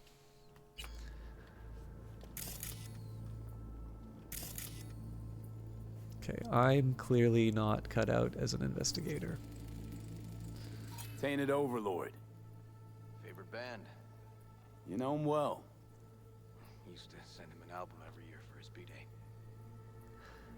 Tainted Overlord. Band covers printing ink and bodily fluids. Band poster, typical items in a teenager's room. Expensive tech. Randy had to scratch for this? You're joking.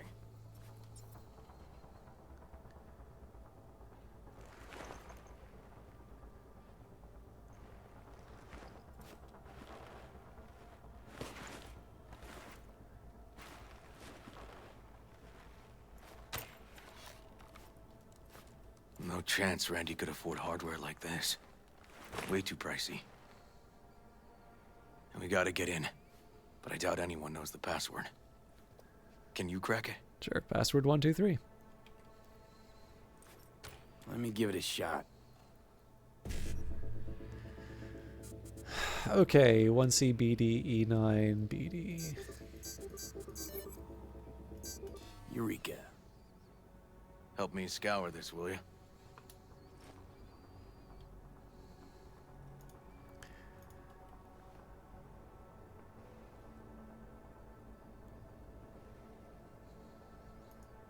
Something deeply fucked about that cartoon. My skin's crawling. Volume 1, by Glint of the Sword by Randy Kutcher. Volume 1 of the Blades of Doom trilogy. Chapter 1, Ghosts of Ancestors' Salvation. A silhouette of a gaunt female figure began to take shape among the ebb of the inky fog.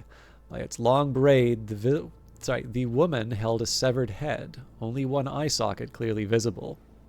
Decay had already long begun to melt the face's flesh, exposing the white bone underneath. The other side fared much better. Then, without uttering a sound, the woman shifted her gaze to pierce the eyes of the weary warrior. "Come, kill me! I am ready for death!" she shouted with a cold intensity, prepared to meet her end at last. I'm wondering if this is supposed to be a reference to River in terms of the only one eye socket clearly visible, but I think I've already established I'm kind of slow. All right, Balberith, 2043 to 2066. Genius or psychopath? Black metal has... I wonder if this is supposed to be like a Gorgoroth reference. Black metal has produced countless charismatic characters, but the uniqueness of Aidan Burroughs, also known by monikers Nama and Balberith, is perhaps a class of its own in the genre. Vocalist, guitarist, bassist, songwriter, ideologue. Some call him a genius, others a fucking psychopath. When a person like Burroughs becomes defined by polar extremes, it's no wonder when he begins to arouse curiosity outside the metal world. There's no diminishing the lasting mark he's left in black metal, but even music more broadly. Most agree that he was the driving influence for a new wave of metal artists and bands like Tainted Overlord, who have managed to claw their way up from the bowels of metal hell to the almost mainstream music scene. Sorry, Anthony34 to Brandy. I meant They caught Harris in a vehicle like that. I meant to call, sorry, spent half the day... Blockaded street. Shit, River. I remember that day. He lives close to an old school. Sorry, Anthony34 to Brandy. I meant to call, sorry, spent half the day sitting in Mathorton. Police had all of Watson blocked off and I was stuck in traffic for hours just trying to cross town. I kind of live in an area where I used to go to school, but it looks all different now, so trying to find ways past all those jams made it easy to get turned around. Hope you're not mad. Hey, no problem. Needed to help my mom anyways, etc., etc. Do you have everything ready at your place? Almost. From Brandy to Anthony34. Just wanted to say True thanks. angel of empathy, this guy, huh? Just wanted to say thanks. Guess in general, I'm just holding on to the thought that there are more people like me out there dealing with the same shit. Why are you helping us anyways? I used to be like you, like all of you. I wasn't spared any of life's cruel twists and turns. Worst of it was when my best friend died. Shit, sorry to hear that. Can I ask what happened? Rare muscle disease. His body just got weaker and weaker until he was a shadow of himself. I wanted to help him more than anything, but there was just no possible way I could. Of course, anyone could help, who could help, he couldn't afford. If he just had the means, he could have brought some super drug or a new body, or I don't know. Worse luck than the disease was being born into a poor family. Anyway, that's why I do what I do. Couldn't help my best choom, but maybe there are some people out in the world I can help. Okay, no comment. Figured out Randy's identity. Sent him the game as a present. The one you found in his drawer? The same. Shipping code suggests the prick sent it from the Badlands. Big Trouble in Haywood from Anthony34 to Brandy. Hey, I hope you don't mind that I use my admin privileges to find you in real life. That is your home address. Sorry, I hope it's not too weird, but I had a good reason. There's a gift on its way, a game called Big Trouble in Haywood. You know it? Anyway, hope you like it. Have fun. This guy baited Randy like a pro. Fucked up again from Brandy to Anthony34. I'm token again. I'm sorry, I don't know why I keep doing it. I guess I'm just a real piece of shit. You're a perfectly normal person, Randy, just like anyone with a gigantic heart still beating in their chest. Remember, I'm always here to talk to understand you, to help you. I know you'll recover from this, like you always have. Less than 3. From Natalie to Brandy. Thanks for yesterday. The city from up on that tower looked so beautiful. Honestly, I felt speechless, though maybe that's because I don't love heights. Really, it was nice, but maybe next time I take you into the city? Head to Japantown, grab a bite. You'll love it once you see it. And oh my god, the new restaurant my aunt takes me to is sometimes so Nova. Just let me know.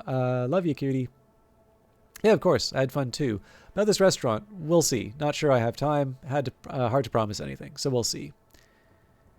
Hey, you know you don't have to worry about Eddie's. We already talked about this. Just let yourself be invited to something nice for once. Love ya, frowny face. Brandy to Anthony. Do you? Are you seeing what I'm seeing? No. There's no way. Why would he do that? Not only did they agree to meet, but it looks like Randy was as excited as any kid on his way to a theme park. Fuck. This creep definitely scrambled Randy's head. Tell you what, I think your site's really Nova. I think I'm ready to finally meet up in person. Same time and place you wrote before? Because man, I just can't wait now. You're right, same as we agreed. It makes me happy to hear you're happy. Just one tiny request. Delete that first email I sent, just in case. Don't want anyone sniffing around something that doesn't concern them. Family, Anthony34 to Brandy. I understand. I didn't have a normal family either. My mom died young, and my dad, he just tried to give me a future. Wasn't easy, though, to make a living on the farm once the cattle pestilence took hold. Eventually, it all just fell out beneath his feet. The cattle, the business, deep depression took his life. I tell you this so you know you're not the only one who lost a father. I understand you so well. The only real difference is that it was nomads that stole your dad from you, and for me it was corrupt corps and their dirty money grabs. That's why I hide all my activity from Corps. Trauma Team and Biotechnica would be all over me in a second if they knew what I got up to. But I don't have to explain that to you, Randy. You get it. I know you'll keep this all just between us Chumbas. Stay strong, buddy. I know you got it in you.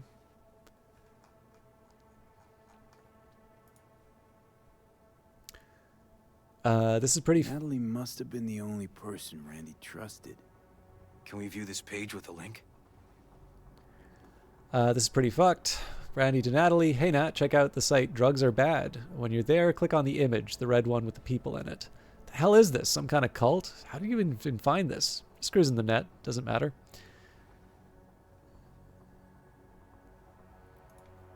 You alive? From Gail to Brandy. Hey, you won't answer my texts. You won't answer my hollows. Still alive, man? I have a special delivery for you from a Valentino tomb of mine. You just got to pick it up. Anyone in Haywood would give both kidneys for this thing, and I'm still holding it for you free of charge like some gonk. Do me a favor and answer, because I'm starting to get pissed. Some kind of link. The one Randy wrote about? Let's find out. Drugs are bad. It's never too late to change. Addiction can be defeated. Yes, to fight addiction is to go to war for your life. But together, hand in hand, we can emerge victorious. We know who the enemy is, how to outsmart him, his tricks and unexpected blows. We know where he strikes, how much force he uses, his weak points, and how to drive him back. For years, we've been researching the most effective strategies to fight drug addiction. Now we're putting them in practice. Together, we can change your destiny, because it's never too late to change. Hidden page set up by Anthony Harris. Christ. I'm gonna be sick. Tony's Shelter. Good to see you, friend. Welcome to Tony's Haven, the place you've been looking for. The place where you can become the best version of yourself, thanks to Tony. I live here with my friends. They came here because they were fed up with seeing their life go to waste, just like you. Think of me as a farmer who looks after his livestock. Get acquainted and stick around. Together, we'll show those old farms what we're capable of. No idea what I'm talking about? Don't worry, I'll explain everything in good time. But it's time for you to decide. Do you want to remain a shadow of yourself, or become the person you've always dreamed of being? Come on down.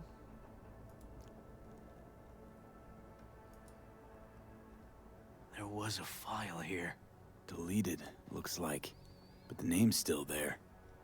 That name. Wasn't the video file on Randy's comp called something like that?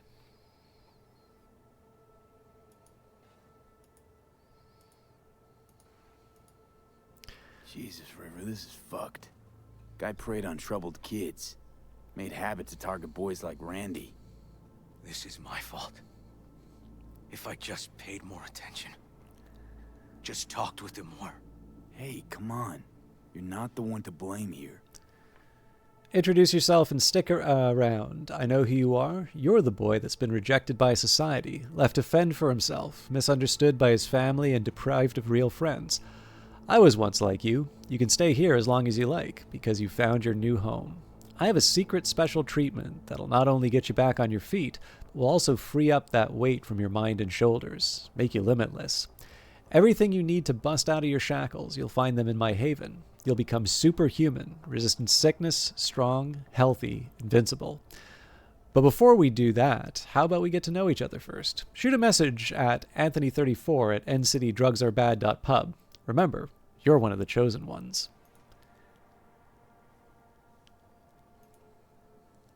Hey, look. The name of this cartoon matches the missing file on Harris's page. That's what we needed to find for Yawin.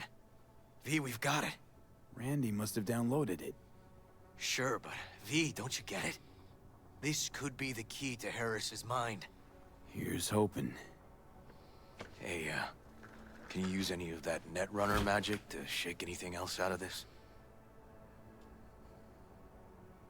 Could try to pin Anthony's IP address. BD1C55BD. Got it. Afraid I can't do much more, though. Perfect. That cartoon, River. Could be what we've been looking for. You said yourself we needed something to get Harris to dream. Send it to Yawin. Right. Sending it now. Okay. Says she'll get back to me by morning. And that I am a son of a bitch. And, come on. Let's grab a bite.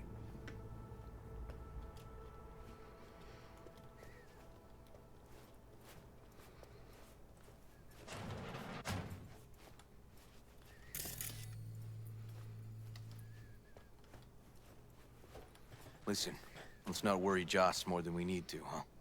We're hot on the trail. We'll know more tomorrow. That's it. You can't tell me what to do.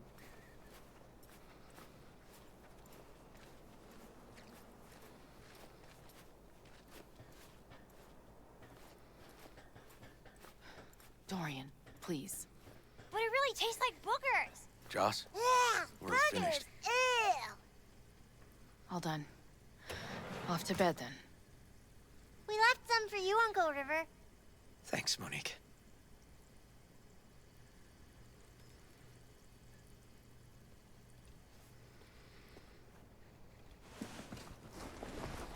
Tell me you found something. We'll know more tomorrow. I sent some evidence to the lab. There's a chance we could know where to find Randy by morning. When's the last time you ate? Yesterday. Have mine. I'm not hungry. Thanks. Maybe later.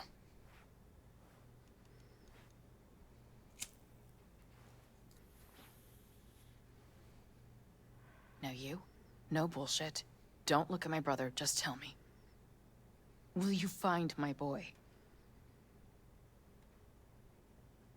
I can't promise you anything, Joss, except that we'll do our best. You'll do your best. Joss, you mind if V takes Randy's trailer for the night? No? Sure. Staying, right? You gotta help me see this through. To the end. Of course I'll stay. Find your way all right? Yup. Gonna hit the sack soon.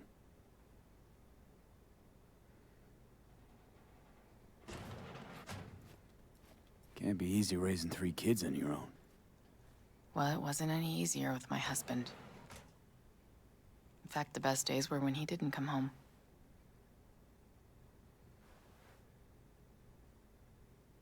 There were times I wished he'd disappear for a month, just to not have him hang around.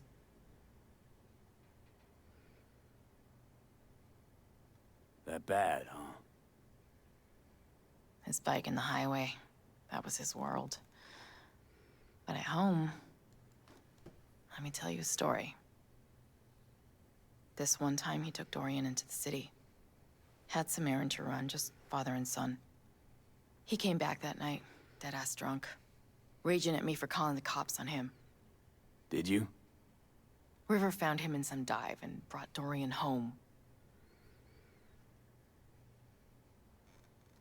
How'd he die? The Aldecaldos told me he died an honorable death. Whatever the hell that means.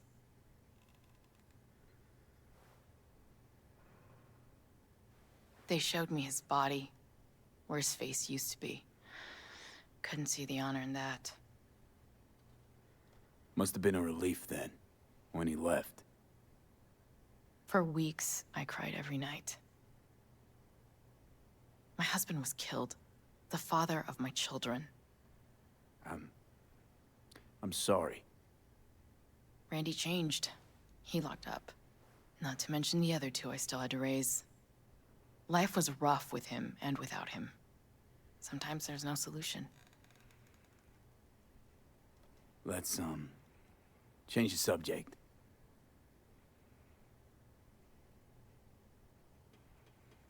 Hang in there, Joss.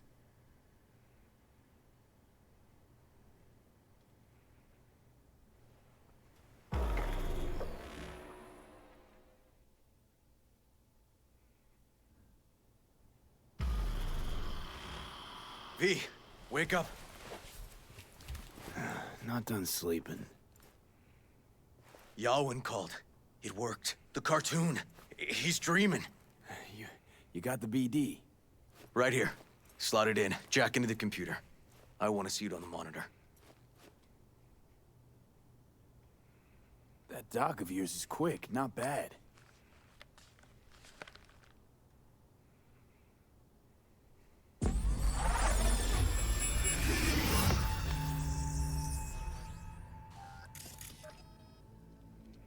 What's the matter with you, Anthony? I have to report this. I hope you understand that.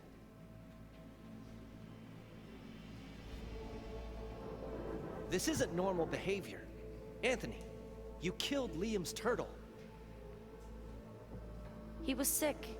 He wouldn't eat, stayed in his shell. I just wanted to help him. By injecting him with HGH? What were you thinking? Is this something your father taught you? Good people took you in, extended their trust. This is how you repay them?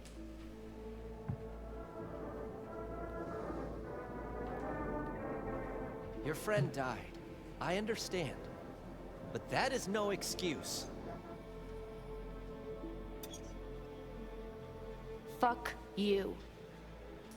What did you just say? Okay, I've had enough. Principal's gonna hear about this. Your foster parents, too. I see. Like father, like son.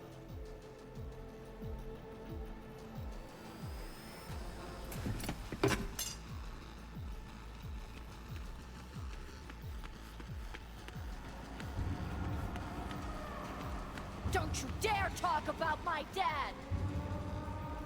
That's right, you little shit. I know it all. Farm failed. Dad put a bullet in his head. Shut up! Shut up! Shut up! You can't talk about my dad, you prick! You can! You can! He was sick, weak. I just wanted to help him.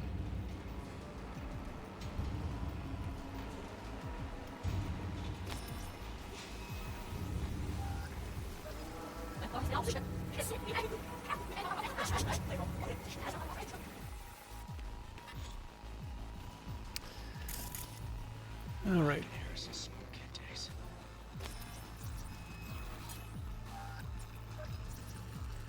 Huh, I recognize this shooting. It was a case study back at the academy. Give me a sec to check which school that was. Laguna Bend. Looks like the whole town got flooded in the 50s. Well, at least we know the general area where Harris lived. Guess that'd be that. There seems to be one other clue, though, that... Oh, right. Known cheap well-worn Night City, mid-2040s. And then...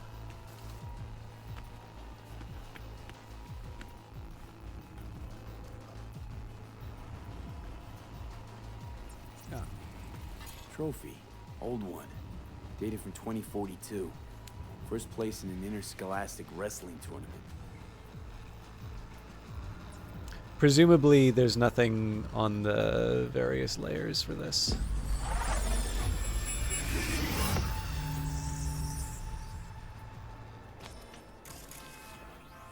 Tony! Where you going now? Come here! Coming!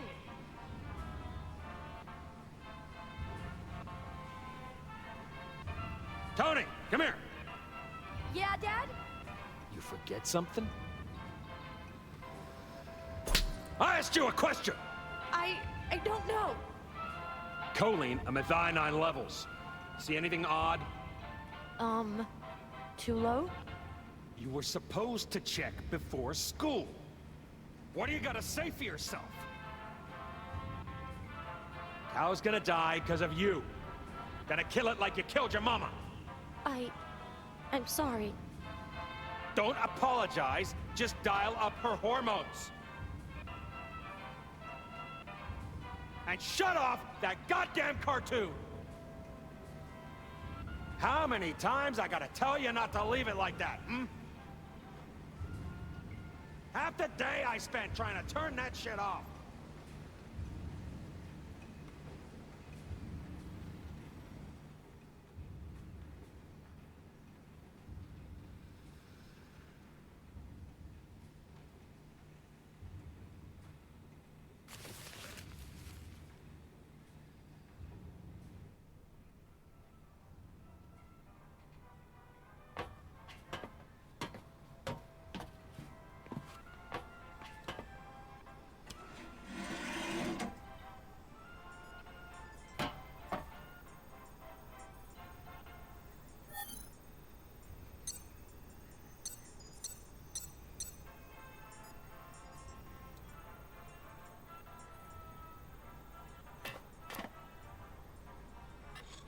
That's our cartoon.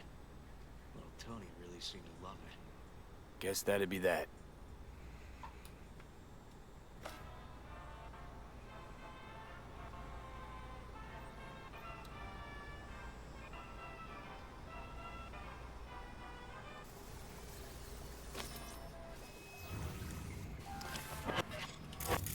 Right. Obviously, this is like a really. This looks even younger here.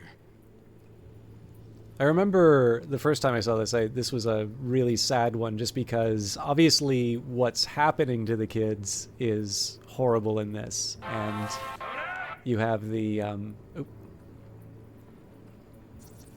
See that? Cow's sick, like the rest. But you know, it's like most of. Hello, Vanguard. Where you going now? There's a few stories kind of like this, but like obviously it's a continuing cycle, so it's not. Looks like a cattle bioscanner for checking vitals. It's not necessarily, you know, oh, let's find the nicer side of the killer or the abductor or whatever. But obviously, it just makes the story more miserable to have the to sort of know the circumstances. Got no way to ID him. Kid's father was a real hard ass. Tony, come here.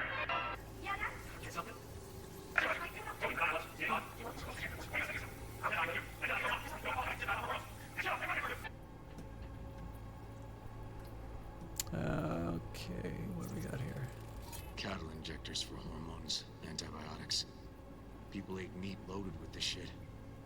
How many times I gotta tell you not to leave it like that? Supplements in the feed for disease-free livestock.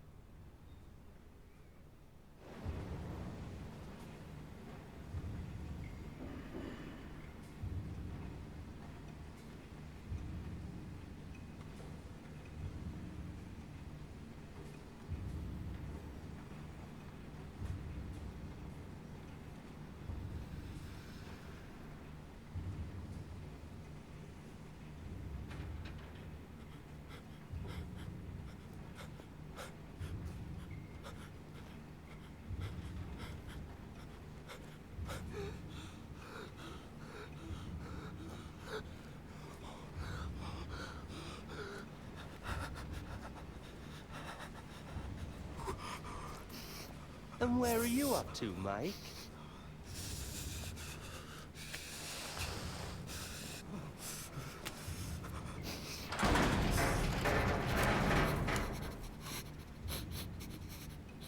Come here, you rascal. You'll hurt yourself.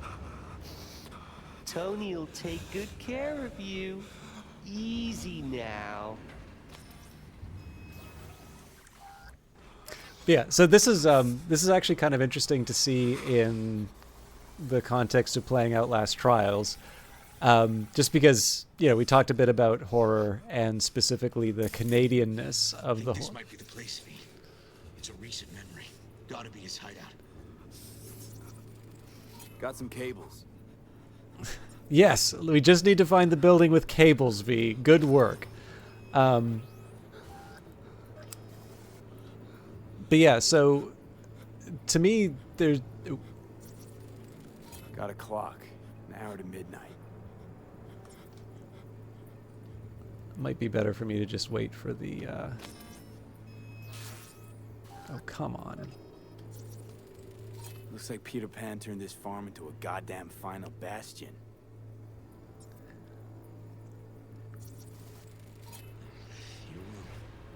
Must have been an auto shop or something here at some point.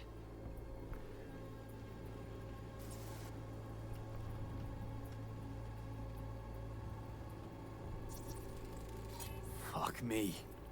He treats the kidnapped boys like cattle.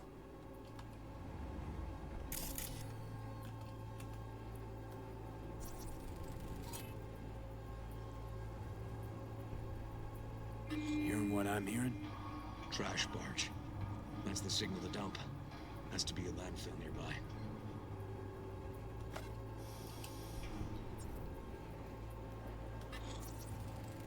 Machine controls an injection system for stimulants, hormones, something.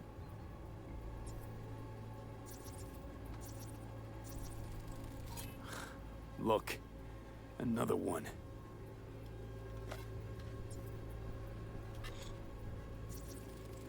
Don't see Randy anywhere. Fire department search stamp right here. City South. Perfect.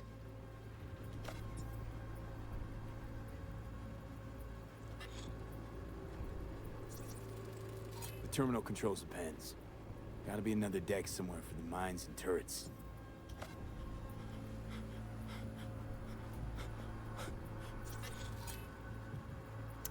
Victim no affiliation, afraid, nervous, elevated muscle tension.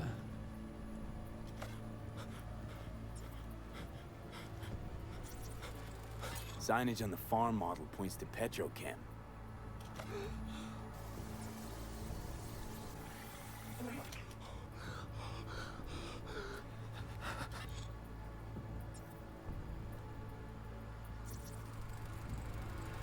Hey, the Illuminated Towers. Promoting the Us Cracks album that came out then. Colors changed every hour. I think that might be it. Sorry, I'll wait till the dialogue's done and then I can finish the thought. Okay, so where do we sit now exactly? We know Harris still lives near an old school that's now underwater. You can see the NC skyline and the Us Cracks towers from the farm. It's a few miles out. Farm's located near a landfill. We know that too. Shipping code on the game Randy got from Harris traces out to the Badlands. Harris's IP places him outside Night City, within a radius of 12 miles or so. Those towers promoting the Us Cracks album. Colors change regularly, once an hour. So we know the time. 11 at night. Right. And that puts the farm east of the city. Southeast, actually. Stamp on the NCFD certificate was from the southern region. Farm model's a Petrochem design, so that eliminates any others. Which narrows it down to Edgewood Farm. That's gotta be our place. So... He's just got all the farms in his Just head. hope we didn't fuck it up. Come on, we gotta go. But yeah, so there's something kind of interesting on that, right? Like you do feel, at least for me, like I definitely feel a small sense of sympathy for the. Didn't I take this? Oh, I think I know what the deal is here. There's got to be a lock nearby.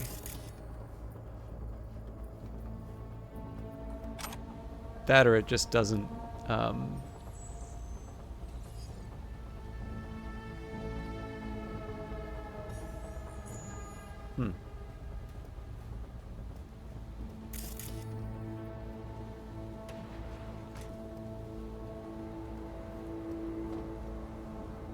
Nope, that exclamation mark's pointing me to River.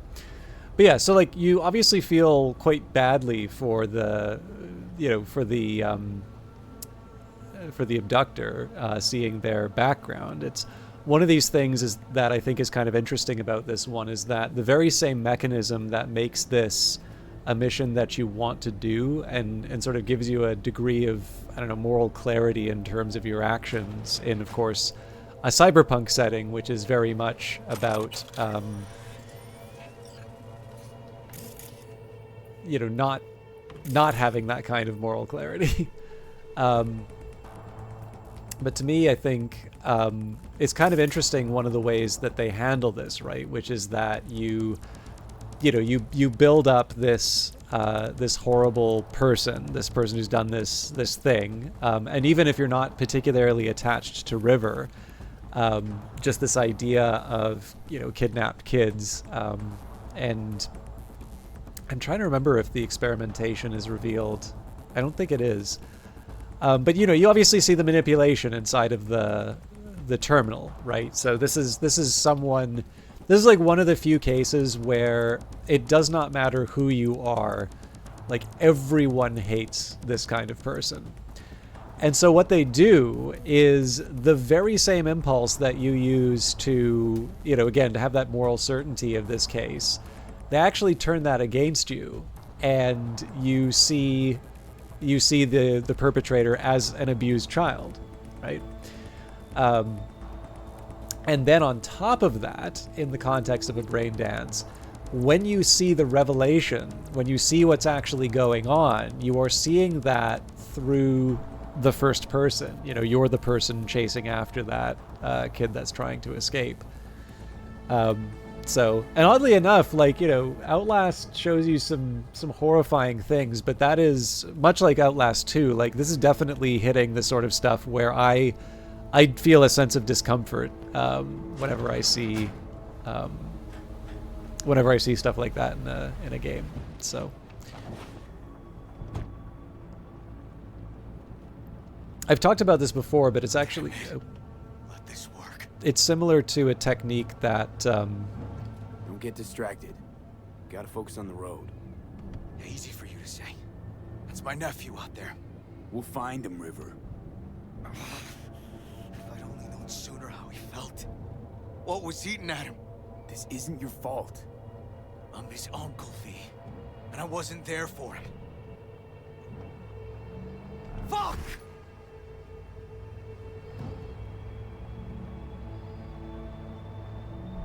well, at least he's still obeying the traffic laws. Yeah, it's actually not. Hold on, Randy. Please, hold on. It's not dissimilar to a technique that Hitchcock uses in Psycho. It's not exactly the same because it's trying to do Cyberpunk and Psycho are trying to do two different things. But in the famous scene where the shower murder, what's really interesting about that is less the murder. Like that was shocking in its own way because it's just so sudden, and it's a character that you think is completely safe. But what's particularly interesting about the way that scene works is that you've just lost your point of view, right? The victim, it's horrible. The murder is horrible because it is the character that you've identified with, the person that you're experiencing this world through. They've just been killed, and so now you don't have sort of that point of sympathy.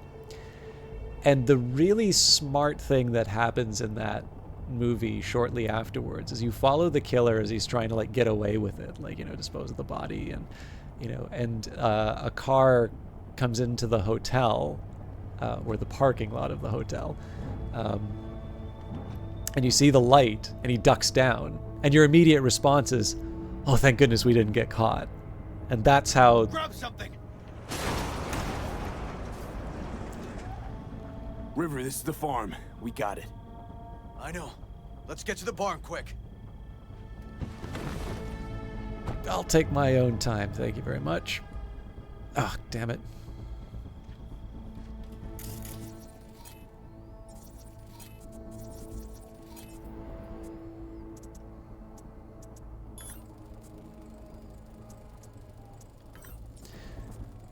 So yeah, the way that Psycho kind of gets you is in the absence of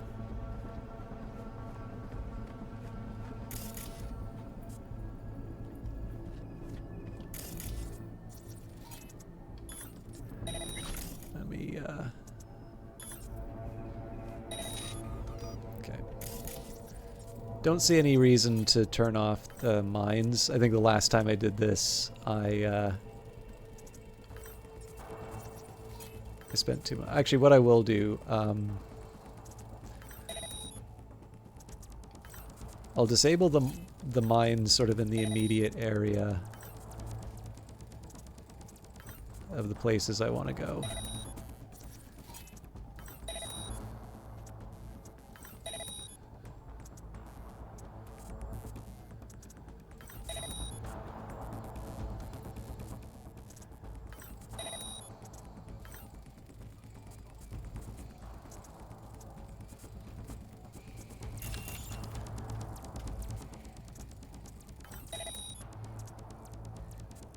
Night, or rather Night 97M, not FM, as I think I said one raid with our dear friend D-Pain. How you doing tonight? Wonderful to see you.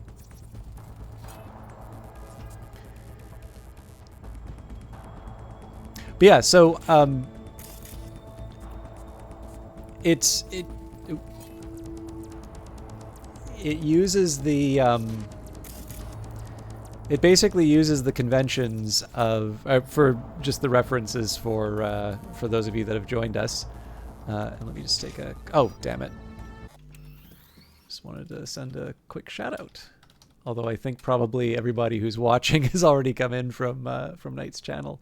What were you playing tonight? If you don't mind me asking. But yeah, so one of the things that makes that so effective is the fact that it uses the conventions that you kind of take for granted in movies.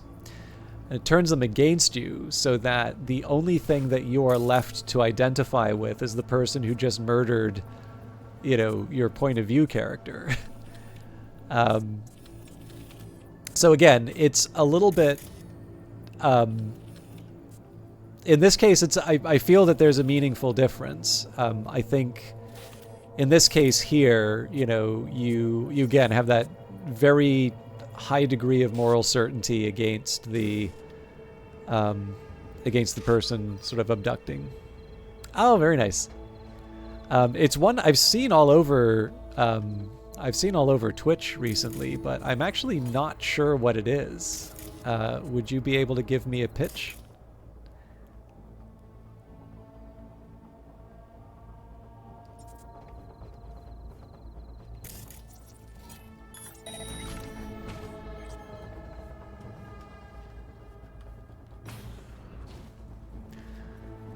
But yeah, so in this case here, right, you've got the moral certainty against the person who's lured the victim in. You see the process. You kind of know that they've done this more than once. You also know that they've sort of been brought to justice in their own way. But then what they do, like I said, they take the thing that gives you that moral certainty against that individual that you know you despise and you feel like you need to solve this case, and show that they're a victim of something, you know, somewhat comparable. And the you know, the sort of horror-ish moment is giving you that first person.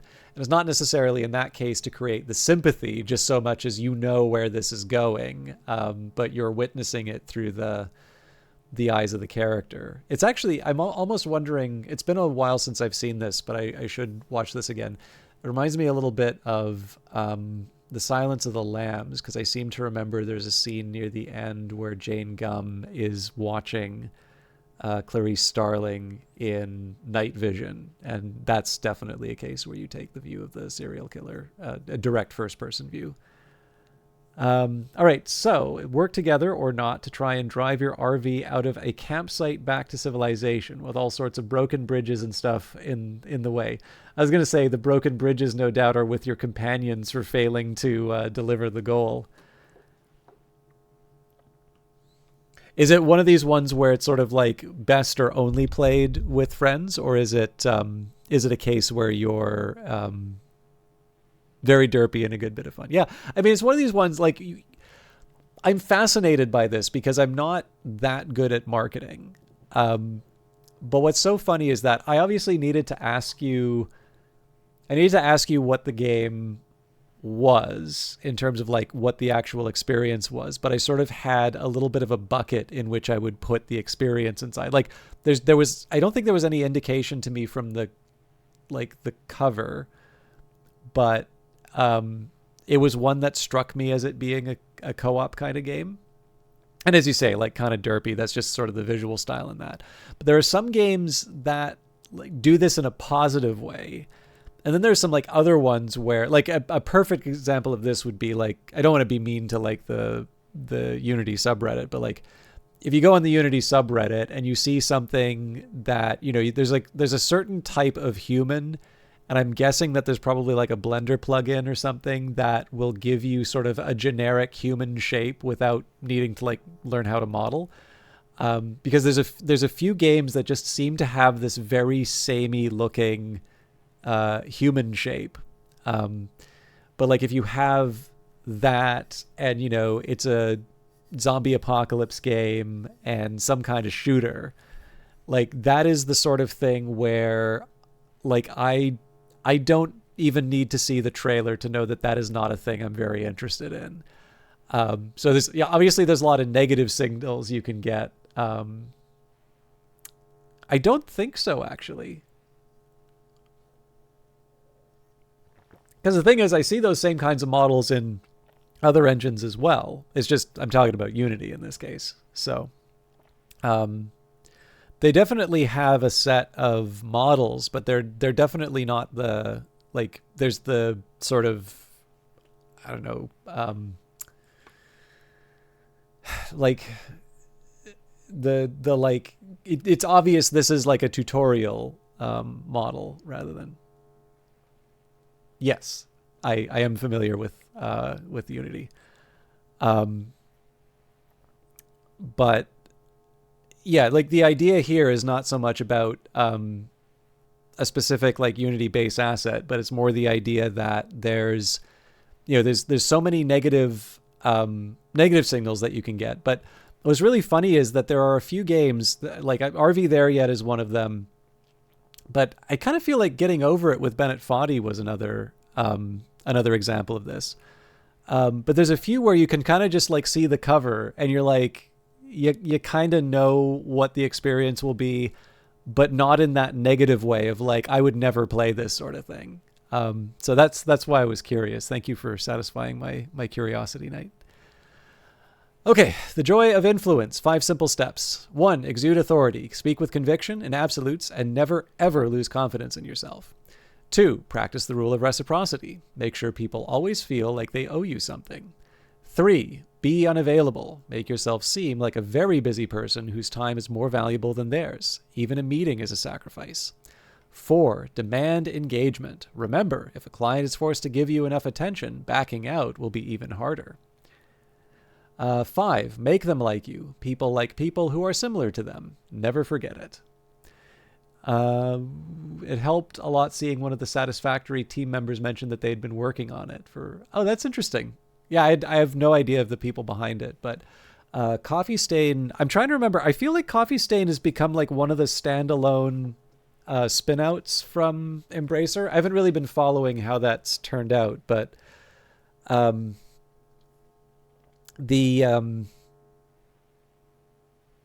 it really feels like I don't know what the deal is with them, but it kind of feels like they just found a formula for making hits.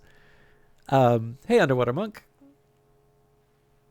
Oh, that's funny. I've never seen It's Always Sunny in Philadelphia. I always thought this was like a, not exactly a pair, it's kind of like a cross between Robert Cialdini and oh God, who's the other one? Dale Carnegie, but like a psychopathic version of it.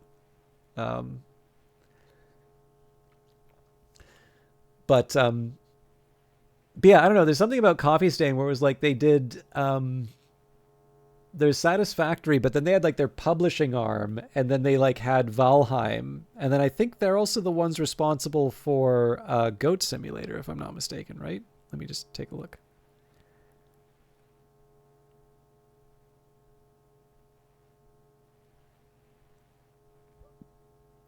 I'm curious now.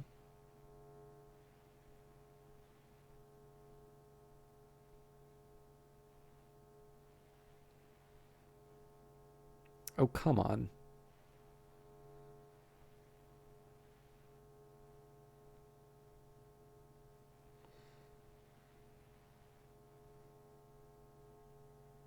So yeah, parent is Coffee Stain Holding, so I am wondering if that's one of the Embracer follow-ons. So I don't know. I've never actually played Sanctum, but I noticed that there's like Sanctum and Sanctum 2, which are some of their earlier, but not the earliest. Then there's Goat Simulator, Satisfactory, and then under their publishing label, the ones that I at least have heard. A Story About My Uncle is one. Deep Rock Galactic, Valheim, Goat Simulator 3, Songs of Conquest. I actually don't know if Songs of Conquest was successful, but that is one that we've streamed. And that's not to suggest that they haven't done other ones, but just like that's a pretty decent track record.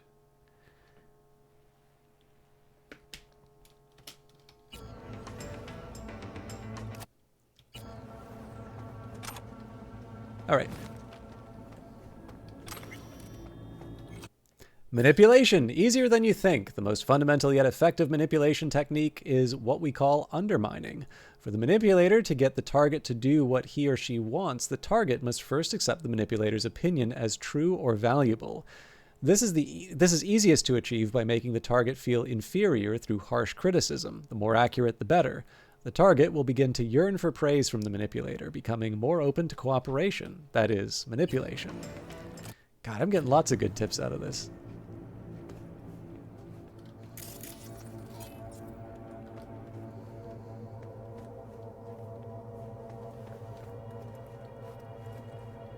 There's no rush, River. It's gotta be here. Have a look around.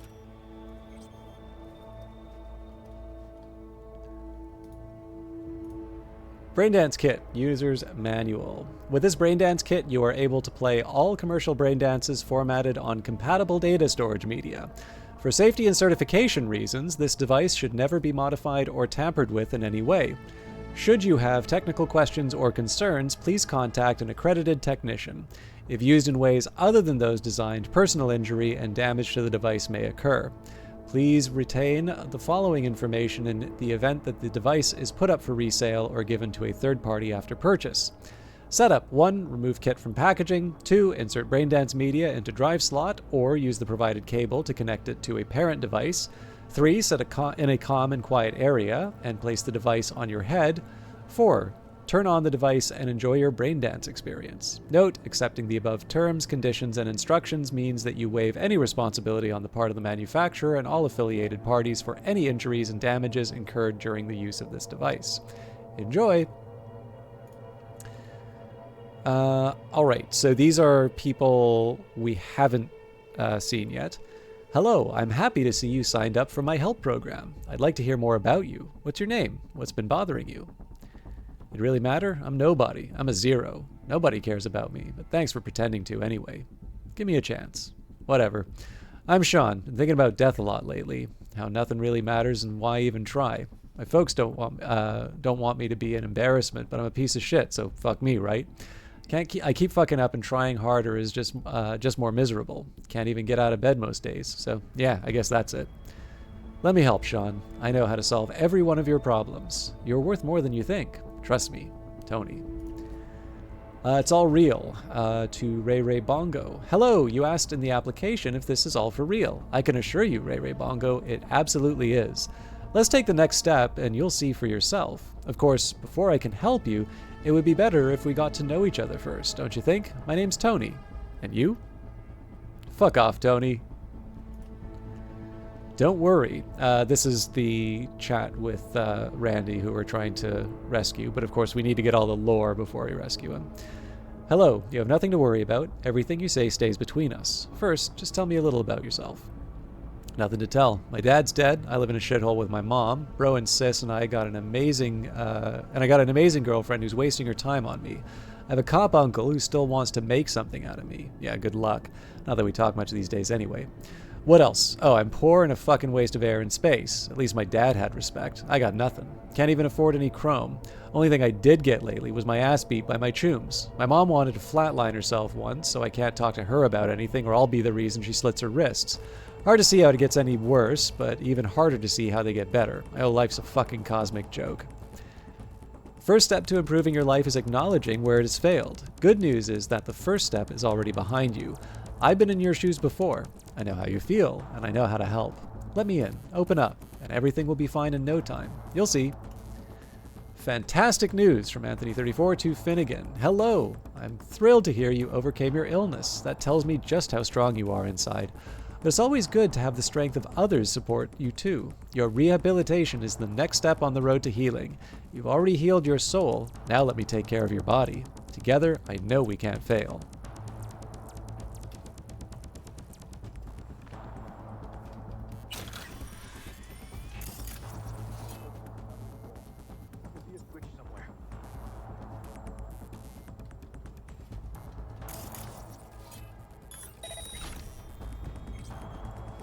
Okay.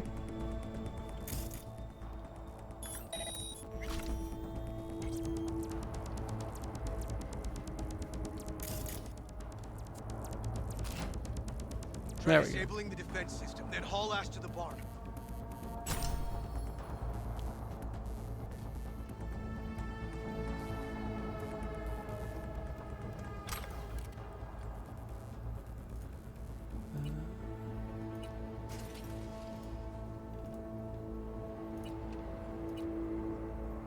I've already gone through the devices, so got the brain dance kit, and I'm pretty sure, yeah, these are all the same.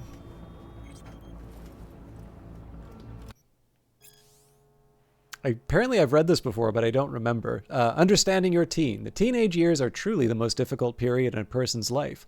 Not only is it a time of enormous hormonal changes to the brain, but also a time of searching for one's own identity. The teen starts to seek authority figures outside the family, most often among their peers, but also among celebrities, rocker boys, and even fixers and mercenaries. To become an authority figure to teens, all you really need to do is have a unique style, maybe throw in a few nice phrases criticizing the system, and most importantly, convince the teenager that you, and only you, understand.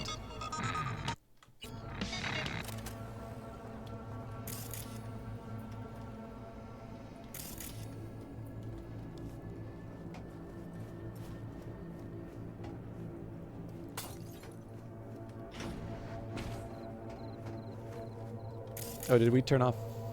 I don't think we turned off all of these, but I definitely want to look at the... V, get down! Why? Damn it, right behind you!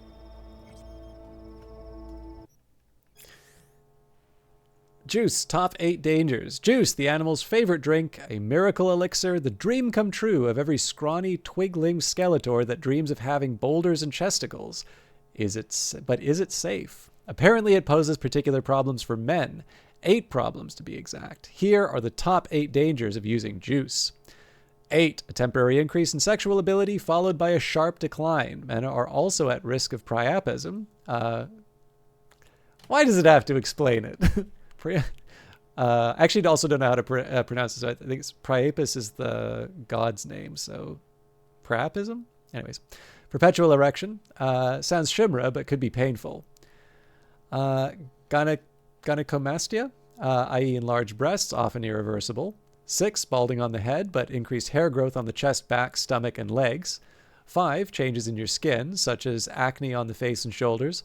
4. Kidney problems resulting in increased protein content in urine. Kidney scarring may be an indication of focal segmental, good lord, I'm bad at medical terms, glomerulosclerosis. Muscles may grow asymmetrically, often leading to muscle weave tearing. 2. Prostate cancer. It'll hurt every time you take a piss. 1. And finally the winner, liver failure resulting in jaundice and pruritic rash, and even fibrosis and cancer of the liver. Still interested? Not scared at the risks? Well, good luck then. And see you in the hospital.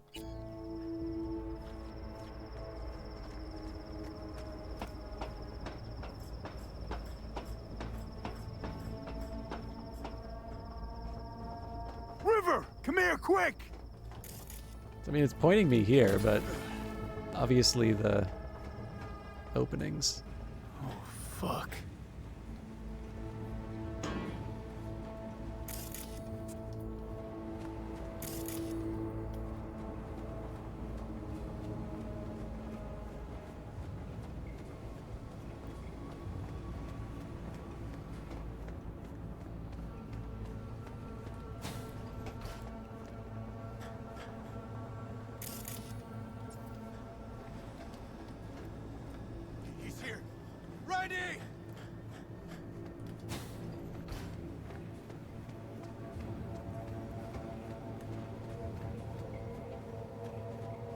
hanging in there. We made it. V, shut down the machine. Can't unlink Randy otherwise. I was Randy. just there. 52. I repeat, I've got a 1052 at a farm south of the city. Yes, send the fucking squad! Yeah, relaying coordinates now. No, several, at least. Do it quick, damn it. Oh, and watch for automated defenses on site. They're substantial. I turned them off. Okay, all disconnected. Check the others. Could still be alive. Right.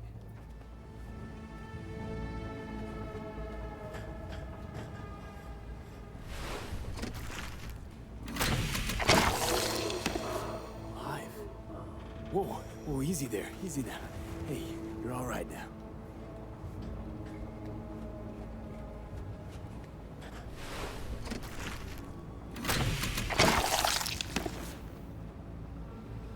Been dead a few days already. V, help me with Randy. Yeah, I'm helping the other victims first. It's okay.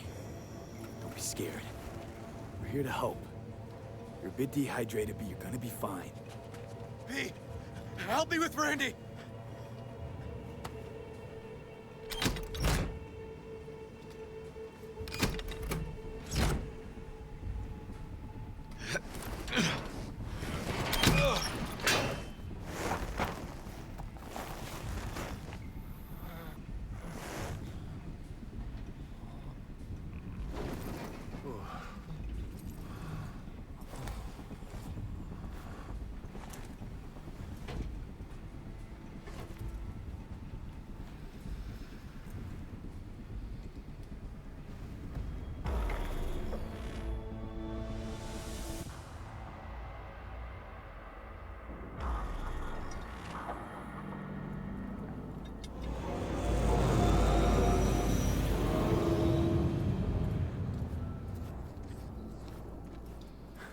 We did it, River. Yep, we sure did. But I'm not about to leave it like this. The horror that bastard inflicted. Can't let it go. What do you want to do? Zero him? Exactly. Squeeze the life out of him with my bare hands. Sick fuck has to die. River, come on, man. It won't change anything. Anthony Harris is a sad sack of meat, hooked up to a respirator now. For how long? He has to die. It's the only way I'll be sure. Stop. Gonna throw your life away getting revenge on a brain-dead vegetable? I don't know. Maybe you're right. But it's driving me crazy not doing anything. Actually, got quite a bit you can do, River. Joss, Randy, the kids. They're gonna need you now. More than ever. Yeah. No, you're right. Forget about Harris. Take one day at a time. But rest first. Once your head's on straight again, give me a hollow. We'll talk. Yeah. Need a little time to myself now. But then I'll call you. I will. Hey, we're ready for evac. Are you riding along or not? Really, V. Thanks. Couldn't have done it without you. No problem. Hey, don't be a stranger.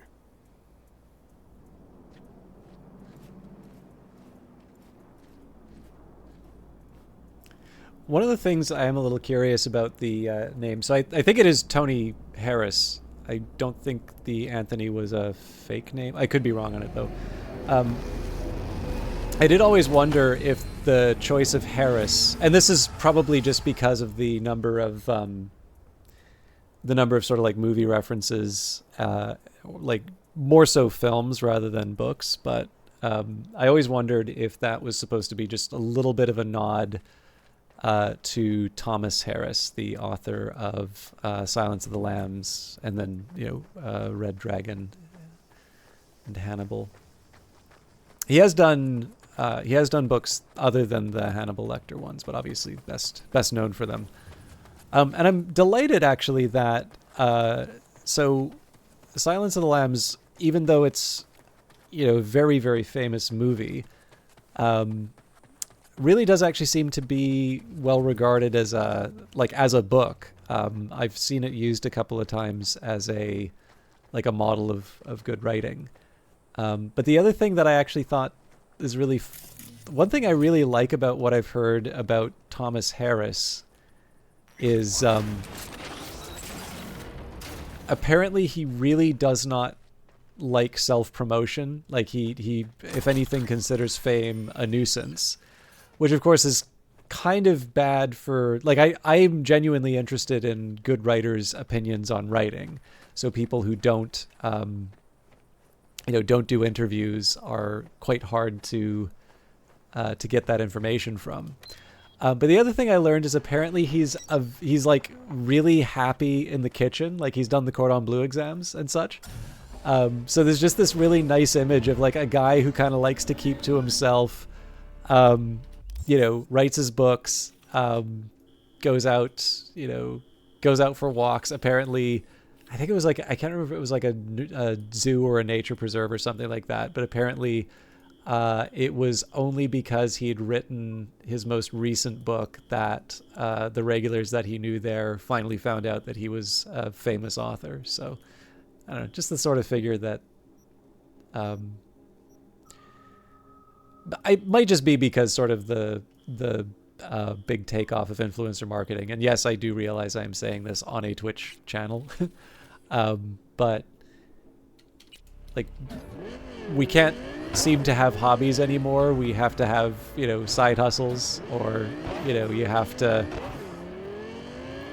put yourself out there. If you don't have a social media following, you can't necessarily get an acting job or maybe that's not right to say, but you're at a disadvantage. I've definitely heard more than a few anecdotes of people who are aspiring actors who don't get the same opportunities because of a lack of a social media presence. And which I always kind of feel is almost a certain unpaid labor almost, but I guess to a certain extent just their salary, the social media following is embodied in the salary that they command. But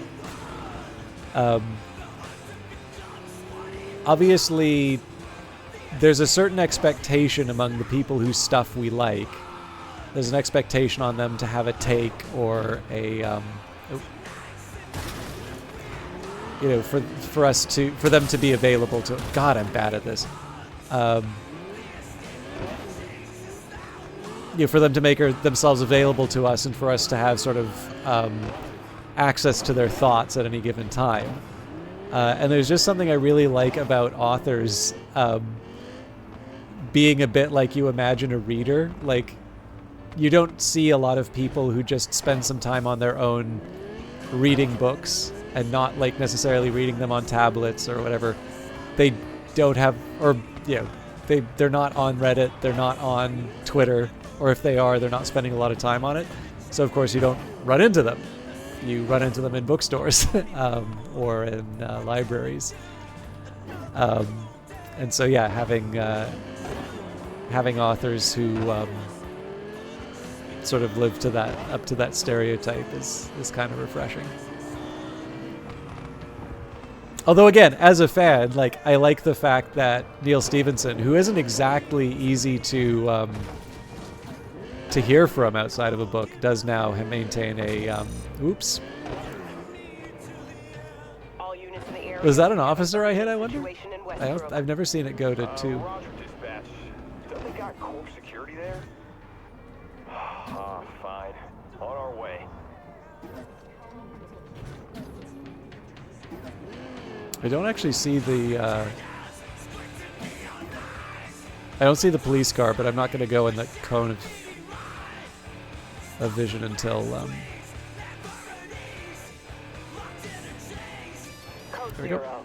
I repeat, code 0 in this area. All units resume normal duties. I wonder if that's Regina Jones' voice actor doing that.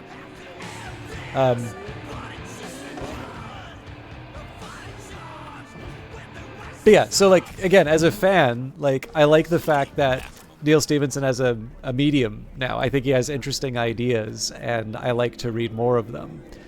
But again, on the other hand, like I remember reading Anathem and just generally having the view that wouldn't it be so nice? I actually read it during COVID, so like this actually sounds like a reasonably nice way to live. And then of course I'm just realizing it's like this is basically university that he's describing. So wait, where's Brendan?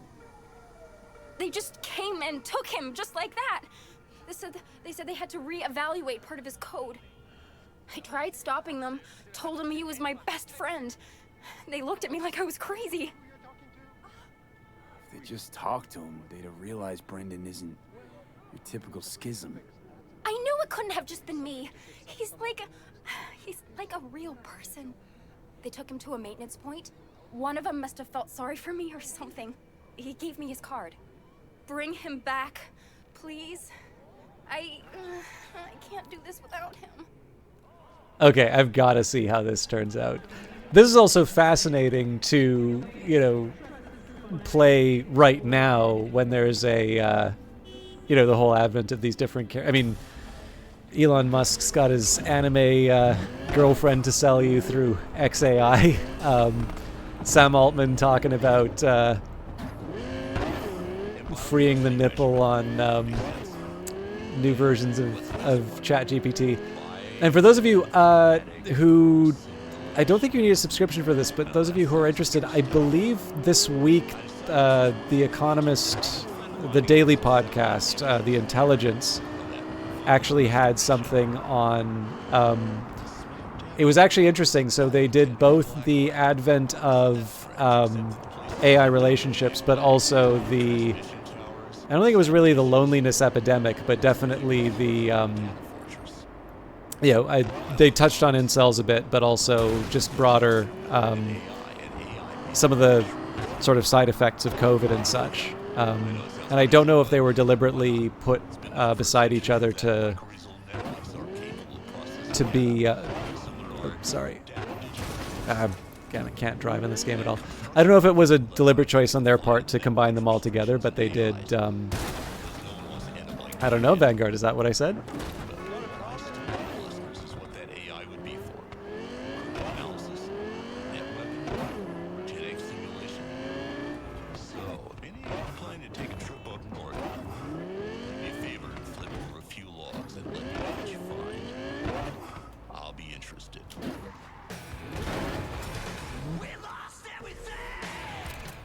All right.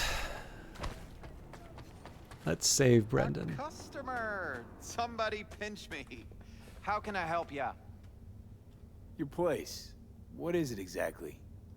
Welcome to your local soft sys service point. Give new life to old tech. You fix equipment.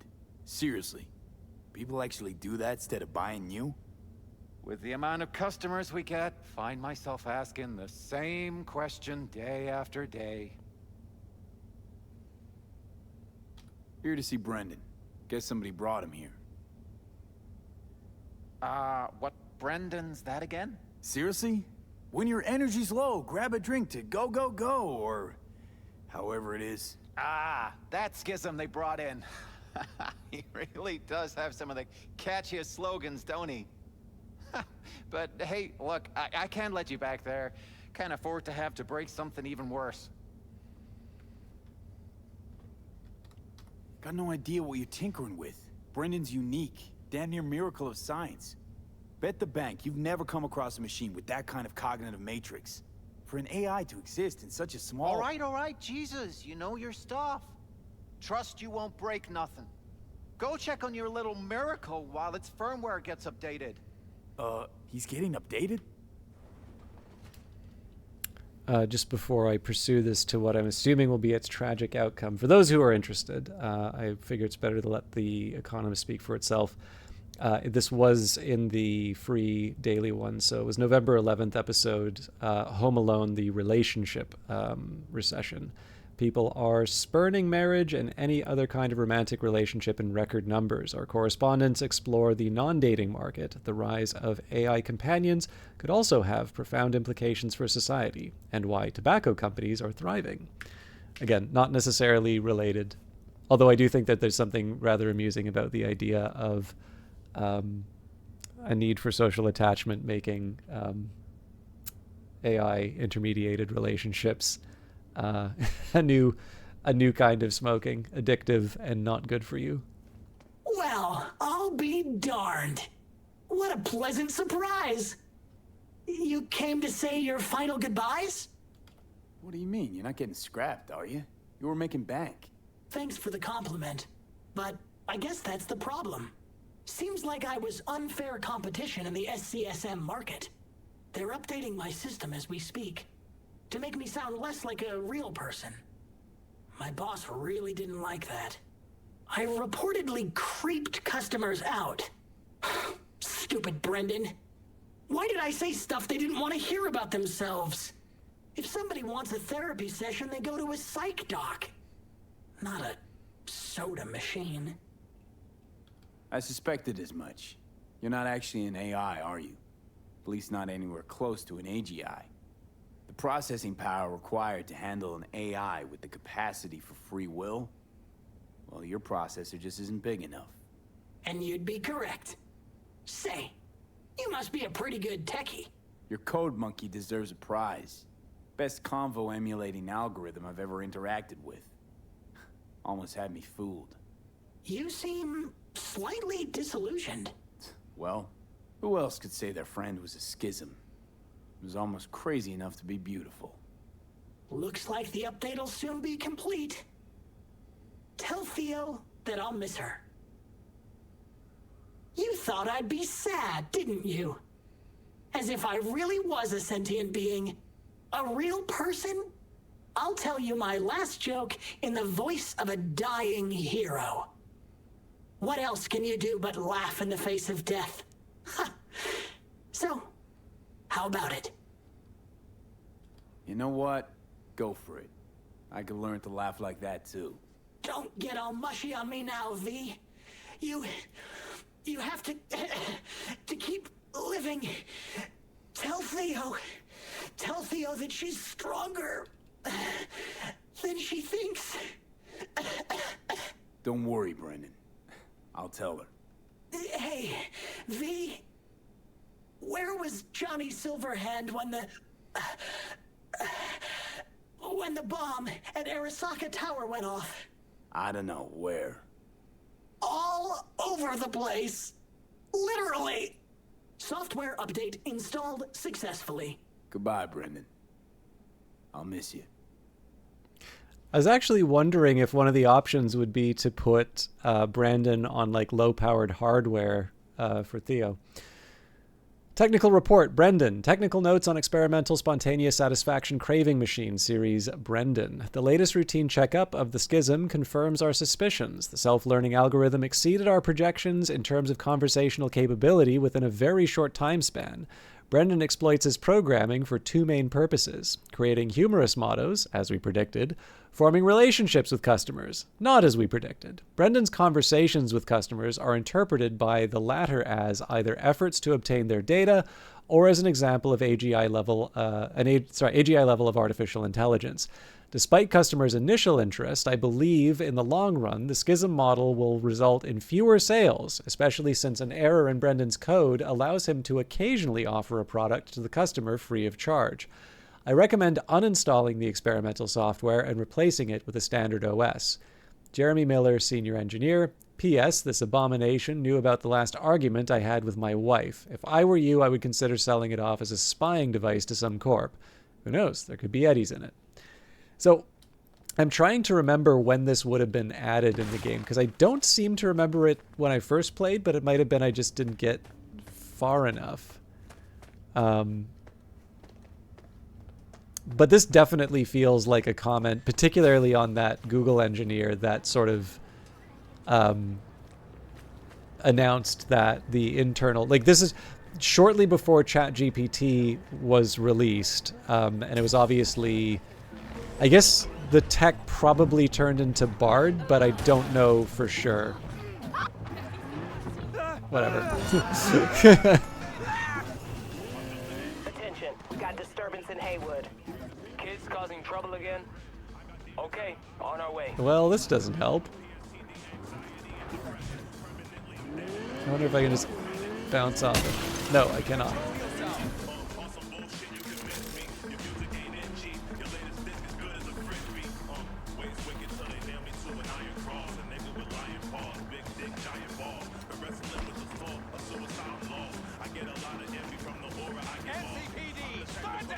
Oh.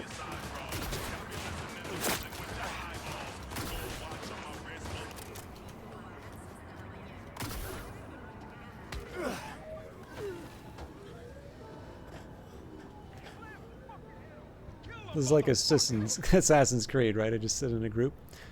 By the way, the guy who did the... Oh, crap.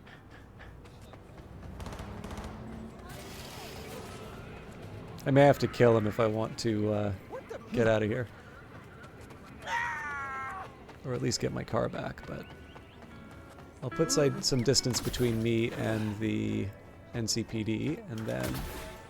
Damn it.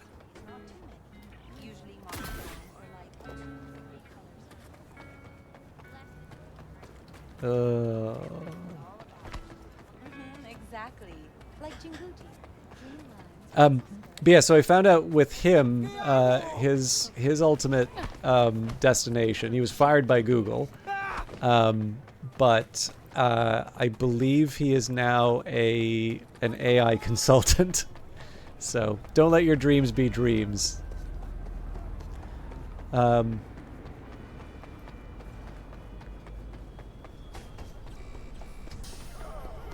But yeah, anyways, I guess I don't know if this is what people mean when they talk about the stochastic parrot, but definitely the Brendan character sort of strikes me as a comment on large language models. I'm probably going to get caught by this police cruiser, but let's see if I can outrun it. Oh!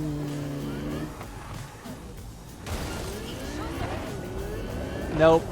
All right. Well, chase it is. Details have been sent.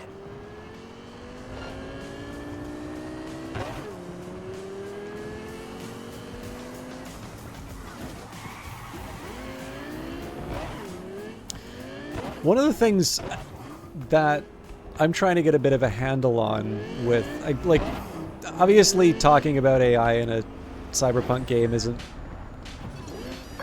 like, you can try and avoid it, but it feels... I guess ideally what you'll do is you'll be interesting about it, right? So because clearly what any AI ideas in something like Neuromancer sort of taking place, I'd say most of the stuff that we associate with Cyberpunk exists within the AI winter. Some of it might have been written around the time that there was still some money going into that research, right? So this is where you've got like a lot of Lisp stuff happening. Peter Norvig's book would be a good example of this. But I actually think Norvig and Russell probably talk a bit about that time as well. And, you know, attention is all you need. You know, there's a few developments. The Transformers library, I think, was another big one.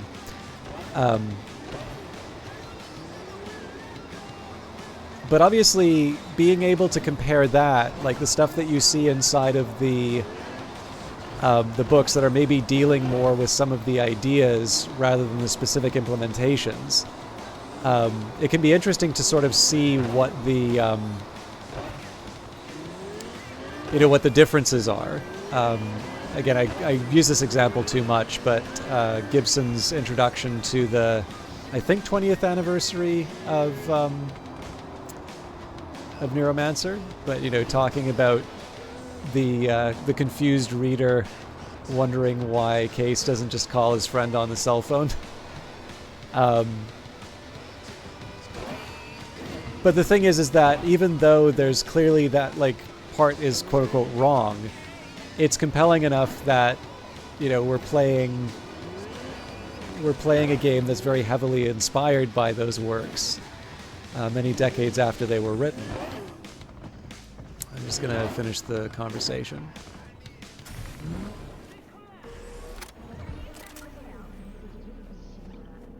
So, did you find him? Where is he? Is he coming back? He's dead! I, found him. Told me to tell you that you're strong inside. Always were. Well, that doesn't sound so bad, right? I'm just worrying for nothing, aren't I? Just blowing things out of proportion, assuming the worst. Typical. I got there too late. They updated his system. Is that bad news? What makes you say that? He was just a robot. His algorithm collected data to replicate human speech. He wasn't That's real. not the nicest way of Brendan saying pulled it. me out of a really dark place in my life. Are you gonna tell me that wasn't real? Brendan might have seemed real, but you're actually real, Theo. That robot was nicer than all of the people in this gonk city combined. If Brendan wasn't real, then fuck being real. You could go if you want. Thanks for your help. Take care, Theo. I don't even know if that counts as a good ending or not, but yes, I mean this is one of the, I don't know if I'm going to have time for another mission, but I wanted to at least finish the point. I was going to talk a little bit about AI adoption, but it might be more interesting to talk about this one. So like in one sense, you know, you don't need the modern experience with LLMs to be able to tell this story, right? This is basically the Matrix, right? Do you want to live in a world of illusions that's custom tailored towards something that, you know, you can handle or you'll like, or will you face unpleasant realities? Now, obviously, knowing how these techs work and some of their particular quirks and drawbacks, and I'm thinking here of just this really obsequious kind of personality they have, and I know there's sort of the assurances that people have made that that's been disabled, but you know, the effort of these things to, you know, one of the things they're going to be tailored to is maximizing that engagement. And some of the stories that you'll see, oh, no roach racer? Ugh.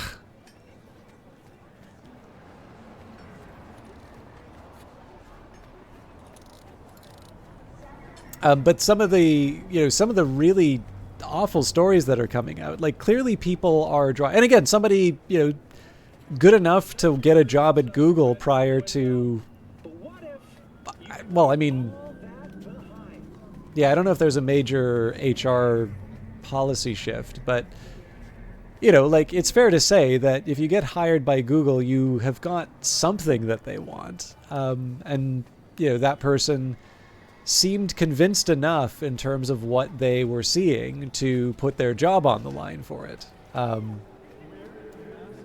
don't share their conclusion, incidentally. Just, you know, it's obviously that's a level of conviction that makes me like we offer you our humble thanks. Oh. You saved a great many lives and limbs. At least I could do. So what's the plan now? Can your brother still be a monk? The Pratimoksha vows are a guide to enlightenment, not binding laws. Though my path is paved with ever greater challenges, I shall not give up. Humor me for a sec. If you don't look too kindly on having implants, then what do you think about constructs? Ah, yes. You mean the relic. A fascinal subject, is it not? It is a complex, fluctuating affair. It all depends on whether the engram is a copy of a person, or if this person merely exists in a digital realm. Let's say the engram was just a copy. What then? Could you say that person was real? If they are truly self-aware, a Buddhist will recognize them as a human being. A perfect copy of a complex human mind is still a human mind. But is it capable of reincarnation? And if it's not, can it still be regarded as a being in possession of a soul? What you're saying, in other words, is it's complicated. Suffering is key. It has been there since the dawn of human existence. If a construct can suffer, it is a person. Let's say an engram's just a person that's been digitized. Is that kosher, in your view? Buddhism does not condemn digitization per se.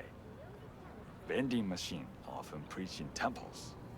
No, I would not condemn the simple act of transfer, under the condition that they are at peace with it. One must still remember that they will still be imprisoned in their body, even if their body is not flesh. Immortality isn't your thing, I'm guessing. He who cannot die cannot be born into a better life, and will never achieve nirvana. What's your take, Johnny? You just you, or a copy? What difference does it make? You heard him. I'm trapped in a few lines of code. And your body. Maybe Johnny Silverhand really is dead. Maybe you're just in... well... What? Imitation? That what you wanted to say? If the real Johnny Silverhand's dead, then that's his problem, not mine. You don't say. Feel a headache coming on just thinking about it. Well then, I wish you all the best of luck. Farewell. And do not stray from the path of righteousness.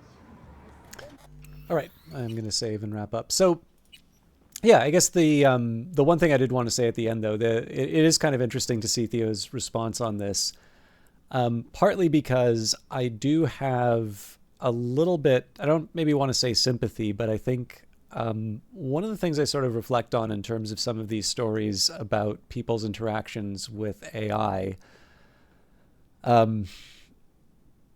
you have, like, there's really no way to, all the examples that I'll give will sound like sort of old man yells at cloud sort of stuff, but there's a few things to sort of observe in terms of the way that people have generally behaved. So, like, one of the ones that drives me a bit crazy is at some point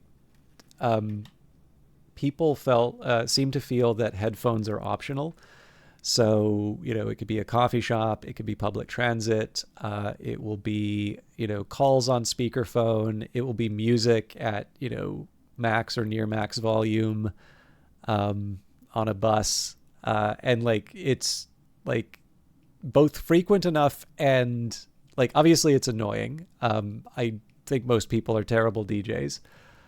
But it's just, a thing. And I know there's going to be there's always going to be at least one person who's like, oh, well, that's classist. They can't afford headphones. It's like, yeah, but they can afford the, iPhone with a really good speaker, right? And I've been very tempted to take some of my more idiosyncratic choices of music and, just have dueling banjos or something. But yeah, like, it just seems to be that like these are the little examples that I think kind of show that at least for a meaningful proportion of the population, like, it's not just that there's sort of, people have forgotten how to behave in public, but like there isn't even necessarily an effort to sort of regain those skills. There are, other examples too, like just in terms of some of the stuff that I'll see in terms of, I consider myself very, very lucky not to have a service job right now, because I also just think that there is a level of, there's just kind of a level of treatment that I see that I'm not entirely sure, like I didn't exactly love my customer service work, but I'm not entirely sure I saw that level of just like borderline childishness of people who should like know better. I'm talking about like middle-aged people behaving in a way that I would maybe find a bit shocking from like children, and like think that, what the hell's going on with these parents? Like, and again, like there's a certain point where you can sort of say that I think the one step that you can sort of say is that obviously there's a moment for COVID, right? Some people will talk about certain protest movements being related to that. Some people will, to a certain extent, you can sort of hang a lot of this on COVID. And I don't even necessarily think that's wrong, because you do have this extended period of time where people are, cooped up and maybe aren't quite having the same experiences. And I think equally importantly, this is one of the reasons why I found it a little unsettling that people would make these very, very strong arguments about extended shutdowns of school. Like in some cases, these are like very formative experiences that are being missed as a result. And again, that's obviously that the whole school thing is a complicated issue. So there's always going to be more to say on that than the point can illustrate. But I guess maybe what interests me the most is that I'm not entirely sure, and I guess this is a little bit about what that Economist podcast and the associated articles are trying to deal with, but it's very hard to see these sort of parallel activities as being, unrelated. I definitely, prior to the pandemic, was a little bit worried, and none of what I'm going to say here is particularly new, right? But there'll be very frequent complaints about the algorithm and these ideas of content bubbles and such. I think those are legitimate concerns. I also think that one of the problems of some of this literature is that there will definitely be people who have like their pet issue that they're worried about, and it will all of a sudden it'll become like the reason for everything, right? The politician got elected that you didn't want. It's entirely because of filter bubbles. And I think one of the problems with that is it's a really good way to avoid confronting the idea that maybe the broader electorate doesn't like some of the ideas that you're proposing. But I'm also not, I'm definitely not on the side that says it's utterly irrelevant. And I think one of the things for me that I really noticed, it was partly this is a backseating thing, but like I remember one of my earliest experiences in streaming was playing Democracy 3. Or no, sorry, actually, well one was Democracy 3, and that was somebody like who basically expected me to play the game on their behalf. Like they got angry that I did not do the very specific instructions that they were giving me.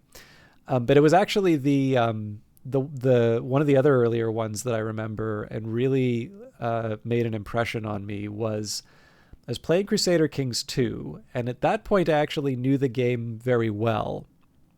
And someone told me to take an action, which I was actually quite certain wouldn't work. But I think most of you who've been around for a while know that I will also just like sometimes finding something new is sufficiently interesting to like, to do it. So like, I don't necessarily think that I'm going to win this battle, but I also don't think that it's going to completely throw the playthrough off the rails. So let's give this a try. And this incidentally is why I have a stronger stance on backseating now, just because I've realized how much I dislike the atmosphere in stream when this stuff happens. So I did it. Sure enough, it's not even close. Like the army is just obliterated. So I'm on the back foot for a bit, but I know I'm going to be able to sort of like I'm going to be able to rebuild and win the war. Like it wasn't that specific army was definitely in a tough spot, but I had some reserves and I had some allies that I could call on if it really got bad. But at that point it's just sort of like, okay, yeah, so Didn't work out. There we go. We gave it a try. And the guy got mad, right? It's like, I did the thing that he wanted, but because wasn't the outcome he wanted, he still got mad at me, right? And to me, like, this is one of the things, like, I just think that there is a style of behavior on live streams that is largely informed by the fact that if you want, you will have everything tailored to you, right? You'll get a Twitter feed curated to all of the things that you want to hear. YouTube will go out of its way to show you videos that you want to see, that you reward the algorithm for. And so when you are dealing with someone with agency, someone who makes their own decisions, it can actually be a point on which you get upset because, you know, it was the wrong kind of content. You wanted the one where they did the thing that you said, and the battle was won. So the reason why this relates to the thing for Theo is that I kind of feel like there's where the COVID angle becomes kind of interesting on this is that to a certain extent, there are now a set of experiences where instead of having to deal with sort of the messiness of interacting with people, you know, the people who disagree with you, or, you know, if you ask someone out and they say no, or, you know, what have you, there are fewer and fewer reasons to put yourself, at least on the surface level, right? Obviously, in terms of long-term development, you want to do these things, but it's the difference between, like, the really cruel joke that a lot of learning, or just the way we're structured in terms of learning, is that most of the stuff that is actually good for us feels bad. So, you know, I don't think anybody really wants to say, you know, you asked out someone who you thought was really cute and they said no and you felt terrible about it. But that's something that's in the long run good to do. Like, you realize that the world isn't over, and that you are in fact, you know, able to move on, and that's a thing. And then, you know, you get a bit of a thicker skin, and that translates into the kind of confidence and security with yourself that actually gives you the, you know, the end outcome, usually, right? But, you know, the bad version of that is I never want to be hurt ever, and I should not be, you know, I shouldn't have to. And so you go to that sort of intermediate step, and the period of time in which you can live in that, it sort of feels like it's getting extended.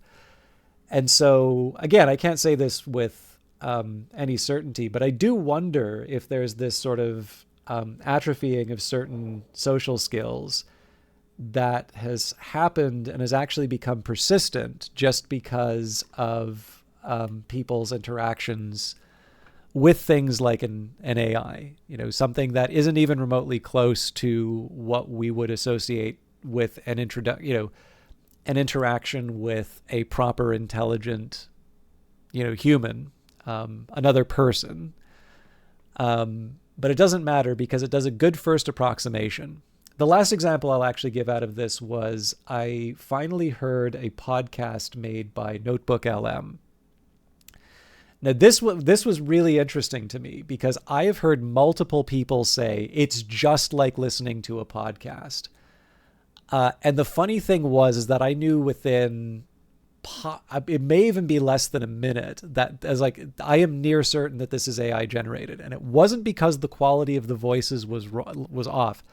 It was I almost certainly, if I heard that voice call me on the phone, I would feel that I was talking to a human being. But what really caught me was the way the back and forth went between the two people talking. Like, when you're in a conversation, when you're on a podcast, usually the interruptions or people throwing it back and forth will be about gaining information, right? It'll be, I didn't understand that, or I don't think the audience will understand that. Can you back up and clarify that for me? And also, you know, I think anybody who's had a conversation with me knows that not all conversations are like 50-50 in terms of time. And I talk too much, so that'll be like a 30-70 in some cases with me. Not proud of it. I just, have enough self-awareness that that's the case. Notebook LM doesn't do that. It's like a near perfect amount. It's like it's calibrated for attention, where it's like, if we don't have a change of voice, if we don't have a change of subject within this certain period of time, somebody's going to, switch to another channel. And they might even be right? But what it means is that when there's the interjections, they actually do strike me as very unnatural. And this may just be because of a difference. And again, I'm not going to suggest that this is necessarily a better way of listening to podcasts, but it's very different from how I do, which is I will listen to it not just for a sound to hear in the background. And obviously, again, the reason why I say that this is not necessarily a better way is whatever audience I have, I owe to people who will put this on as the second thing on the monitor to just hear in an offensive Canadian accent, talk bullshit for a bit. So thank you, all of you. This is fine. I'm not knocking your style. It's the only reason why I have, any viewership. But it's not the way I listen, right? So, I'm going to feel like a bit of an ass giving this example, but I was actually specifically reflecting on this morning. Because I was listening to, I listened to quite a few of the Council on Foreign Relations podcasts. So this one is The President's Inbox. And I believe this episode, I believe it's November 5th's Are We Ready? The New Weapons of War with Michael Horowitz. Now, the host is a smart guy. Like, if you're like, his name's Jim Lindsay. Like, if you're hired by the Council on Foreign Relations, like this is the place that like publishes the journal Foreign Affairs, which is generally like you're doing well in like international relations or political science if you've got an article in that journal. So like these are not dumb people, right? This is a think tank. This is pretty serious stuff. So the guy is not a dummy, but as he is talking with this expert on, advances in technology, and AI does come up in the discussion, but there are periods where the guest will talk and they'll bring forward some ideas. And sometimes Lindsay's going to say, can you unpack that for me? Tell me a little bit more. And it might be that he knows better and he's trying to draw the guest out on something that will be interesting for the audience. But there are genuinely moments where it's clear that there is not a perfect alignment of understanding. I think that can be part of being a very good host, which is you want to sort of make sure that everybody's kind of on the same wavelength. So 10 people don't hear the same podcast and walk away with different impressions of what was said. And so what I get from a conversation like that, and again, it's the type of podcast I'm listening to. If it was if it was the Zane Lowe show, I'd be doing it for music for the most part. But in that case, it's knowledge transfer. It's hearing an expert on a field, giving a particular point of view. I may not necessarily agree with it, but to gain a better understanding, and particularly of an article that they'd written that was in fact in a publication that I subscribe to and read on a fairly regular basis. I haven't read that article, but so again, you contrast that with what you get in Notebook LM, and it's an approximation of a conversation because there's no effort of knowledge transfer. It has no conception of this. The model doesn't learn through doing that. It is very, very hard to fake that kind of understanding. It's the same way that if you have a conversation with someone, you can just see if they get it or they don't. And it's actually a really important thing to have in teaching or in conversation or any social situation, like to be able to see that registering. It allows you to sort of calibrate the conversation. One might say that's having empathy and being able to engage with someone at that level. And so I don't know, like it's the easiest example I got out of it, right? Like I'm for whatever reason, I am impressed by some of the things that AI can do. I think they're actually very helpful in the sense of translating natural language into specific instructions. And I can actually see that being very useful in terms of, like, you can see that as a further extension of programming, right?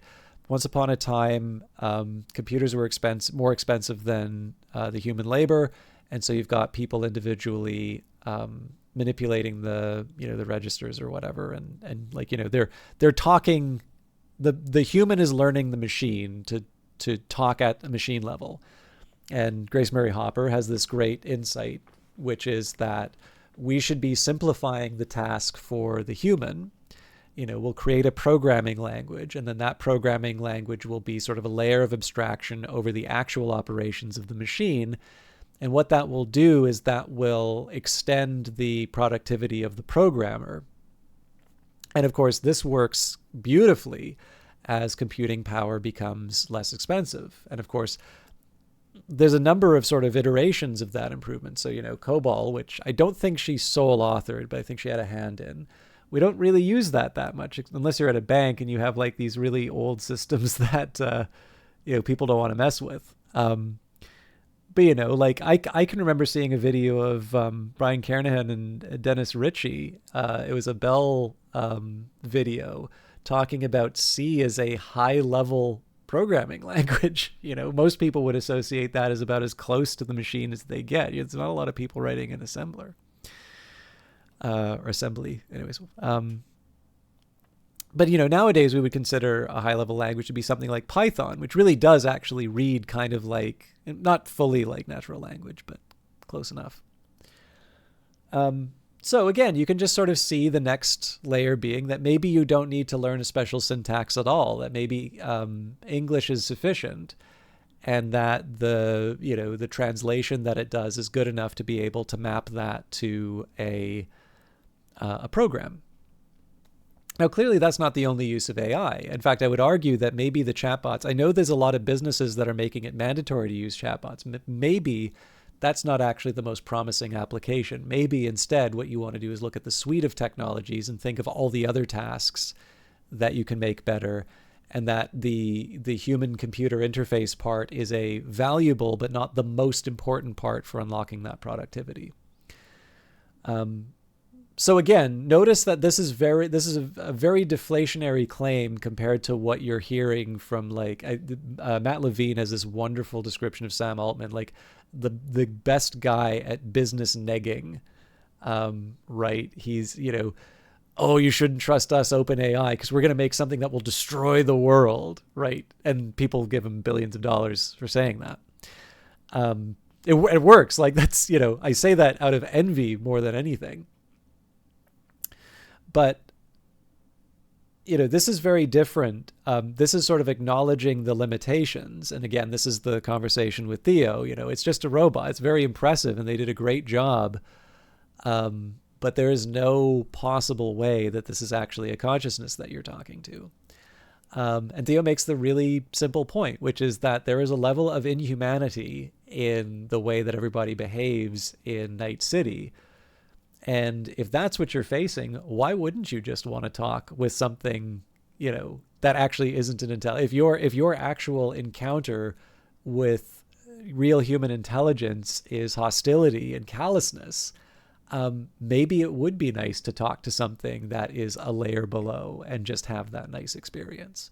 But of course, the end result, for the philosophy-minded among you, right? It's the infinite pleasure machine, right?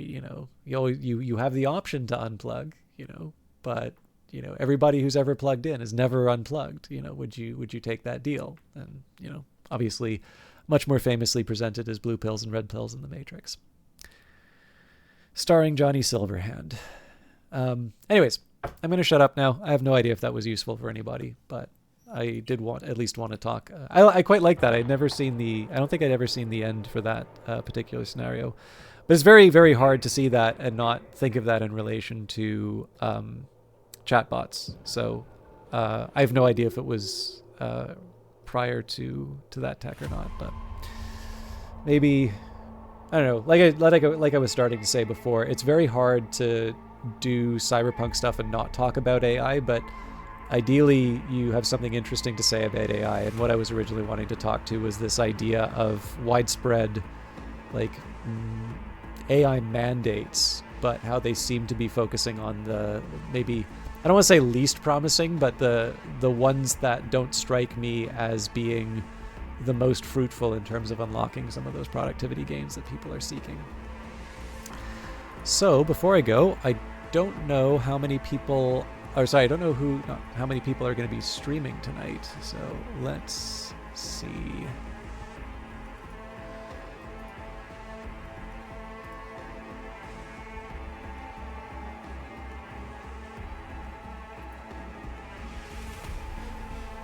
Lucky me, I've netted -1 viewers tonight. Well, that's fine. I still had a bit more than Outlast Trials. So, all right. I do see that Revived Snow is streaming Necessity. I feel like this is one that they have mentioned streaming before. I haven't actually seen it though. What I will say though is Revive Snow is like how do I put it? Like the poster child of like Dare Drop. Has done a wonderful job of it, and I've actually really enjoyed watching some of their broadcasts just because of the new games that I'll find. And again, a lot of it's driven by Dare Drop. It just happens to provide the right opportunities and incentives. But just overall, it's a really interesting stream, text-to-speech, VTuber avatar. I'd never seen anything like that prior to hanging out in Revive Snow's chat, but it's always pleasant to be there. And of course, they're a fellow Canadian, which I feel is an important quality to have. So I hope you all enjoy Snow's channel. Just a warning again, I may be taking a couple of days off in the next couple of weeks just because I do have a ton of work to do, and I'd rather get that out of the way now than like immediately before the work comes due. So TBD for the next week in terms of streams. Have a good night.